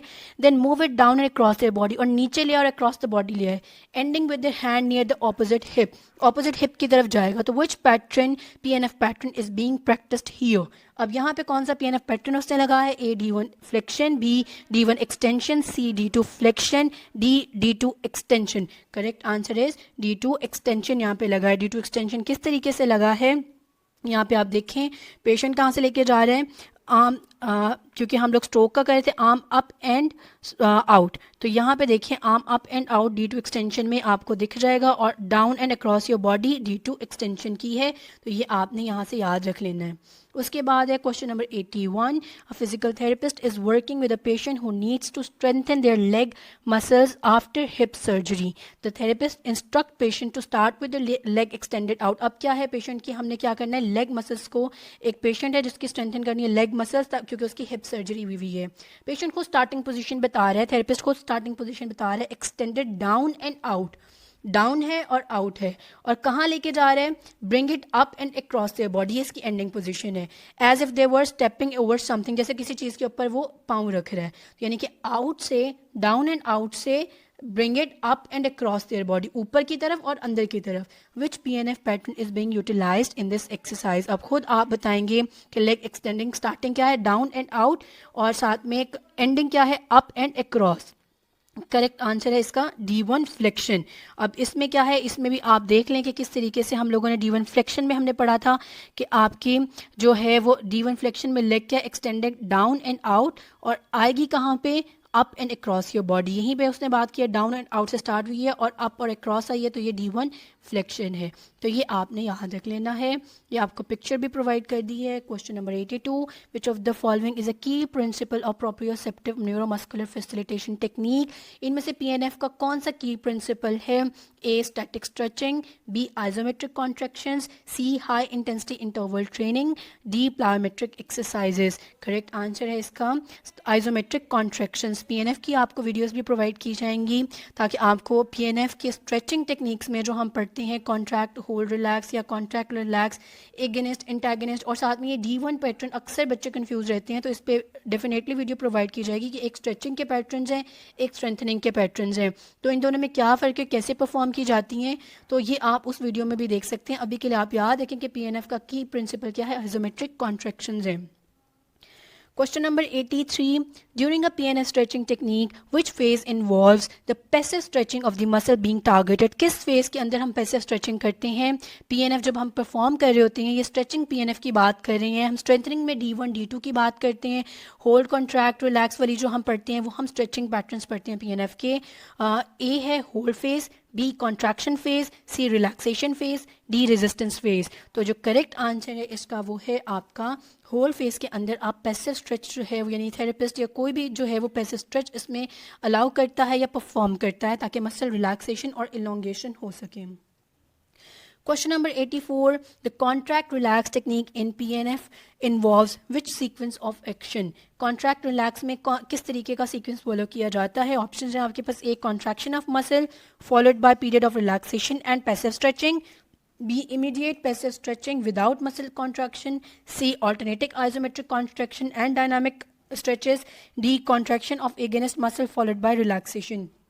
करेक्ट आंसर है इसका ए के पहले आप मसल कॉन्ट्रैक्ट करते हो कॉन्ट्रैक्ट रिलैक्स में, उसके बाद रिलैक्स करते हो और फिर पैसिव स्ट्रेच देते हो. तो ये आपका एक करेक्ट आंसर है. Question number 85.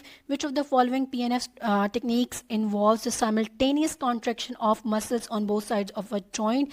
इनमें से कौन सी ऐसी टेक्निक है जिसके अंदर दोनों ही कॉन्ट्रैक्शन साइमल्टेनियस कॉन्ट्रैक्शन होती है मसल्स की both sides of the joint, joint के दोनों साइड्स पे भी? A contract relax, B hold relax, C rhythmic initiation या D repeated contractions. Correct answer है इसमें आपका rhythmic initiation, क्योंकि rhythmic initiation में यानी कि आपके दोनों साइड्स जो जॉइंट के मसल्स हैं वो दोनों ही क्या करते हैं, कॉन्ट्रैक्ट करते हैं. ये आपको साइड नोट्स में भी प्रोवाइड हो जाएगा. आई गेस वीडियो के आगे आपको आगे ये चीज़ मिल जाए, नहीं तो अलग से भी मैं आपको इसका प्रोवाइड करूँगी किस तरीके से rhythmic initiation जो है आपको हेल्प करता है. साइमल्टेनियस कॉन्ट्रैक्शन ऑफ मसल्स जो कि आपके दो जॉइंट के इर्द गिर्द आ जाते हैं. तो इसके लिए मैं आपको अलग से बेशक वीडियो प्रोवाइड कर दूंगी. साइड नोट्स में सिर्फ इतना ही है इस वक्त के लिए. विच PNF technique involves the application of resistance against muscle contraction followed by passive stretch of the same muscle. Question क्या है 86 कि इनमें से कौन सी ऐसा PNF है जिसके अंदर रेजिस्टेंस आती है मसल कॉन्ट्रैक्शन की अगेंस्ट अ मसल कॉन्ट्रैक्शन और उसके बाद हम क्या करते हैं, पैसिव स्ट्रेच देते हैं सेम मसल का. आप रेजिस्टेंस देंगे उसके बाद पैसिव स्ट्रेच देंगे सेम मसल का. A contract relax, B hold relax, C rhythmic stabilisation, D repeated contractions. तो करेक्ट आंसर है कॉन्ट्रैक्ट रिलैक्स के अंदर हम क्या करते हैं, कॉन्ट्रैक्शन करते हैं मसल अगेंस्ट रेजिस्टेंस और उसके बाद पैसिव स्ट्रेच देते हैं ताकि मसल की क्या हो सके, रेंज इंप्रूव हो सके और वो रिलैक्स हो सके. A is the correct answer for 86. ये आपको ये आ गया जो मैं साइड नोट्स की बात कर रही थी. यहाँ पे भी आपको लिखा हुआ है PNF किस तरीके से कॉन्ट्रैक्ट रिलैक्स कर आपको हेल्प करेगा, किस तरह परफॉर्म किया जाएगा. होल्ड रिलैक्स का भी ये आपको रहा कॉन्ट्रैक्ट रिलैक्स, ये आपका होल्ड रिलैक्स का पोर्शन और ये रहा आपका रिदमिक इनिशिएशन का. रिदमिक स्टेबलाइजेशन पे भी आप चाहें इसमें से रीड आउट कर सकते हैं और कॉम्बिनेशन आइजोटोनिक्स पे भी. यहाँ पे मैं इसको मजीद एक्सप्लेन नहीं कर रही क्योंकि वीडियो ऑलरेडी बहुत लंबी हो चुकी हुई है और ज़्यादा हो जाएगी, लेकिन इसके लिए अलग से वीडियो डेफिनेटली प्रोवाइड की जाएगी. Question number 87. Postural inhibition refers to.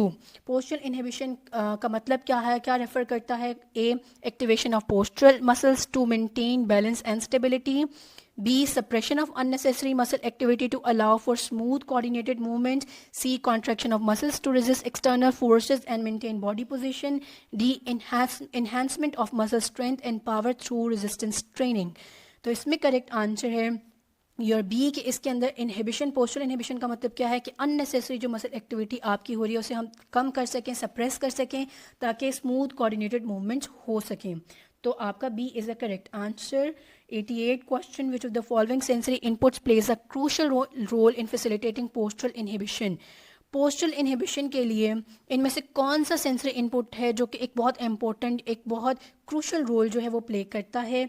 A visual input, B auditory input, C olfactory input, D gustatory input. इनमें से कौन सा है जो आपका पोस्चरल इनहिबिशन में बहुत ज़्यादा क्रूशल इंपॉर्टेंट रोल प्ले करता है? That is your visual input, यानी कि देख के, सुन के, सूंघ के, या फिर आपके गस्टेटरी इनपुट है. इनमें से कौन सा करता है? आपका विजुअल इनपुट जो है वो ज़्यादा इंपॉर्टेंट रोल प्ले करता है जब आपने पोस्चरल इनहिबिशन करनी हो, यानी कि अननेसेसरी मूवमेंट्स को सप्रेस करना हो ताकि कोऑर्डिनेटेड और स्मूथ मूवमेंट हो सके.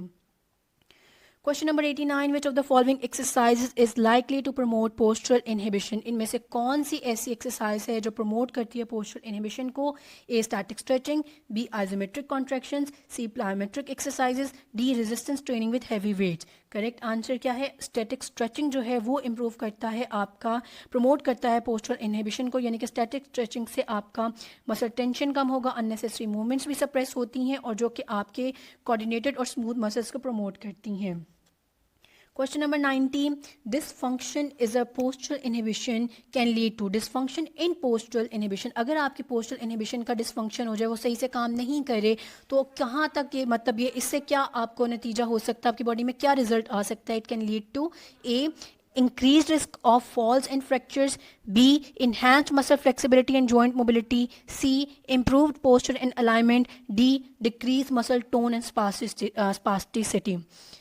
डिसफंक्शन अगर पोस्चरल इनहिबिशन नहीं होगी, यानी कि आपकी अननेसेसरी मूवमेंट्स नहीं रुकेंगी, तो इसका अगर डिसफंक्शन हो जाए तो क्या होगा? यानी कि आपकी बॉडी में अननेसेसरी मूवमेंट ज़्यादा होने लग जाएंगी, जिसकी वजह से आपके रिस्क और फॉल के चांसेस बढ़ जाएंगे, जिसकी वजह से फ्रैक्चर होने के चांसेस बढ़ जाएंगे। तो option A is your correct answer.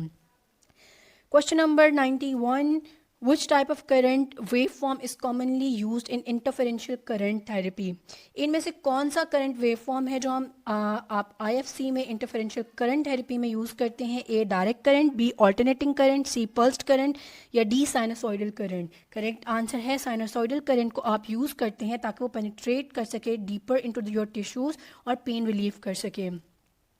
Question number 92, which type of electrical stimulation waveform is characterized by continuous unidirectional flow of current with no interruption? में से कौन सी ऐसी इलेक्ट्रिकल स्टिमुलेशन है जो कॉन्टिन्यूस होती है, एक ही तरफ फ्लो करती है और कोई इंटरप्शन नहीं होता? A alternating current, B pulsed current, C direct current, D sinusoidal current. Correct answer क्या है? आपका डायरेक्ट करंट जो है वो यूनिडायरेक्शनल होता है और साथ में क्या होता है, ज़्यादातर आइंटोफेरेसिस में यूज़ किया जाता है फॉर वूंड हीलिंग। और आप ये करंट जो होता है ये इसमें कोई इंटरप्शन नहीं होती और साथ में कॉन्टिन्यूस भी होता है। तो your correct answer is C, DC current, direct current. Question number 93, which parameter of electrical stimulation therapy refers to the total amount of electrical energy delivered over the course of treatment session? इनमें से कौन सा ऐसा parameter electrical stimulation therapy का जहाँ पे आप क्या करते हैं, refers to the total amount of electrical energy, जो कि हम रेफ़र कर रहे होते हैं कि ये total amount of electrical energy है जो डिलीवर कर रहे हैं over the course of treatment session, पूरे सेशन के दौरान, and is calculated by multiplying intensity और ड्यूरेशन फ्रीक्वेंसी। इनमें से कौन सा पैरामीटर है जो हम रेफ़र करते हैं कि सारा टोटल अमाउंट जो हम लेंगे इलेक्ट्रिकल एनर्जी का, जो कि हमने पूरे सेशन के ट्रीटमेंट के दौरान पेशेंट को देना है, तो ऐसी किस चीज़ के साथ मल्टीप्लाई करके हम लोग वो लेते हैं इंटेंसिटी, ड्यूरेशन और फ्रीक्वेंसी का? ए इंटेंसिटी के साथ, बी फ्रीक्वेंसी, सी ड्यूरेशन, डी टोटल चार्ज। तो द करेक्ट आंसर बनेगा टोटल चार्ज बनेगा, क्योंकि टोटल चार्ज ही तो आप सारों को मल्टीप्लाई करके टोटल चार्ज लेंगे ना, कि इतनी इंटेंसिटी, इतनी ड्यूरेशन, इतनी फ्रीक्वेंसी दी है, तो टोटल चार्ज आपका वो बन जाएगा। तो इसमें टोटल चार्ज बन जाएगा जब आप मल्टीप्लाई करेंगे इंटेंसिटी को, ड्यूरेशन को, फ्रीक्वेंसी को, तो ये टोटल चार्ज होगा जो पूरे सेशन के दौरान आप पेशेंट को प्रोवाइड करते हैं। उसके बाद है question number 94, laser therapy is Contra indicated इनमें से किस केस में आप लेज़र थेरेपी नहीं कर सकते? A acute injuries, B chronic pain condition, C over areas with metal implants, D over areas with reduce sensation. तो करेक्ट आंसर है आप मेटल इम्प्लांट्स के साथ लेज़र थेरेपी को नहीं कर सकते, ताकि वहाँ पे एब्जॉर्प्शन होकर वो मेटल हीट हो जाएगा, तो कहीं पेशेंट के टिश्यू डैमेज ना हो सके, तो वहाँ पे ये कॉन्ट्रा इंडिकेटेड हो जाती है। Question number 95, infrared therapy is beneficial for? इनमें से कौन सी है चीज़ है जिसके लिए इंफ्रारेड थेरेपी जो है वो काफ़ी मुफीद रहती है? A increasing joint stiffness, B reducing inflammation, C inducing muscle contractions, D alleviating chronic muscle tension. Correct answer है आपका बी, इन्फ्लेमेशन को रिड्यूस करने के लिए आपकी इंफ्रारेड थेरेपी काफ़ी बेनिफिशियल रहती है, क्योंकि इससे क्या होता है, आपका ब्लड फ्लो प्रमोट होता है, ऑक्सीजनेशन अच्छी होती है, इन्फ्लेमेटरी मीडिएटर्स रिमूव होते हैं, सब्सटेंस पी रिमूव होता है, तो आपका यानी पेन में भी फ़र्क पड़ता है और साथ में इन्फ्लेमेशन भी आपकी कम होती है उस एरिया में। Question number 96, which research design is best suited for examining cause and effect relationships? ये कुछ अब आपके रिसर्च से हैं, रिसर्च के लिए हम अलग से भी वीडियो बनाएंगे, इस टाइम के लिए कुछ आंसर्स प्रोवाइड किए जाएंगे, तो वो आप ऐसे याद कर लीजिए कि इनमें से कौन सा ऐसा कॉज इफेक्ट के रिलेशनशिप को देखने के लिए डिज़ाइन जो है वो ज़्यादा सूटेड है, रिसर्च डिज़ाइन सूटेड है? A experimental design, B descriptive design, C correlation design या D cross sectional design? Correct answer है experimental design. Cause and effect को बहुत अच्छे से एग्जामिन करता है, वो एक बेस्ट सूटेड डिज़ाइन है फॉर रिसर्च। उसके बाद है question number 97, which of the following is limitation of cross sectional studies? Cross sectional studies की इनमें से कौन सी लिमिटेशन है? A unable to establish temporal relationships, B required long term follow up, C prone to recall bias, D expensive और time consuming? इसका correct answer है unable to establish temporal relationships. Cross sectional studies में क्या होता है, आपके temporal relationships नहीं बन सकते हैं। Cross sectional studies assesses variables at a single point in a time, making it challenging to establish temporal relationships और कैजुअलिटी बिटवीन वेरिएबल्स। तो ये आपने याद रखना है कि क्रॉस सेक्शन स्टडीज़ यहाँ पे आके लिमिट हो जाती है कि ये एक ही पॉइंट पे चल रही होती है, single point in a time पे, तो ये डिफरेंट मतलब कि टेम्पोरल रिलेशनशिप्स नहीं बना सकती। क्वेश्चन नंबर, अच्छा नीचे मैंने उसको भी एक्सप्लेन कर दिया। Temporal relationship means understanding the order of events in time, क्योंकि एक स्पेसिफिक टाइम पे है तो डिफरेंट मतलब टाइम पे नहीं इसका बन सकता रिलेशनशिप, तो ये इसकी लिमिटेशन है। Question number 98, which which statistical test is appropriate for analyzing the relationship between two continuous variables? दो continuous variable हैं तो उनके लिए कौन सा statistical test ज़्यादा appropriate रहेगा? A independent t test, B chi square test या chi square test, C Pearson correlation coefficient, D analysis of variance? तो इसका आई गेस करेक्ट आंसर है C, yes Pearson correlation coefficient जो है इसका correct answer है, क्योंकि ये दो वेरिएबल्स जो कॉन्टिन्यूस होंगे उसके लिए स्टेटिस्टिकल डेटा या टेस्ट सही से अप्रोप्रिएट प्रोवाइड करता है। अभी के लिए आप याद कर लें इसके आंसर्स, जब हम डिटेल्स पढ़ेंगे तो इसके साइड नोट्स और इसकी जो डिटेल वीडियो होगी वो प्रोवाइड की जाएगी। Question number 99, which of the following research designs involves collecting data from the same participants at a multiple points in time? इनमें से कौन सी ऐसा डिज़ाइन है रिसर्च डिज़ाइन जिसके अंदर आप डेटा कलेक्ट करते हैं एक ही पार्टिसिपेंट्स के अंदर डिफरेंट मतलब के टाइम के अंदर मल्टीपल पॉइंट्स के अंदर in time? A cross sectional design, B longitudinal design, C case control design, D retrospective design? Correct answer इस लॉन्गिट्यूडनल डिज़ाइन के अंदर आप सेम पार्टिसिपेंट से एक्सटेंडेड पीरियड के लिए डेटा बार बार कलेक्ट करते रहते हैं, तो that is your longitudinal design.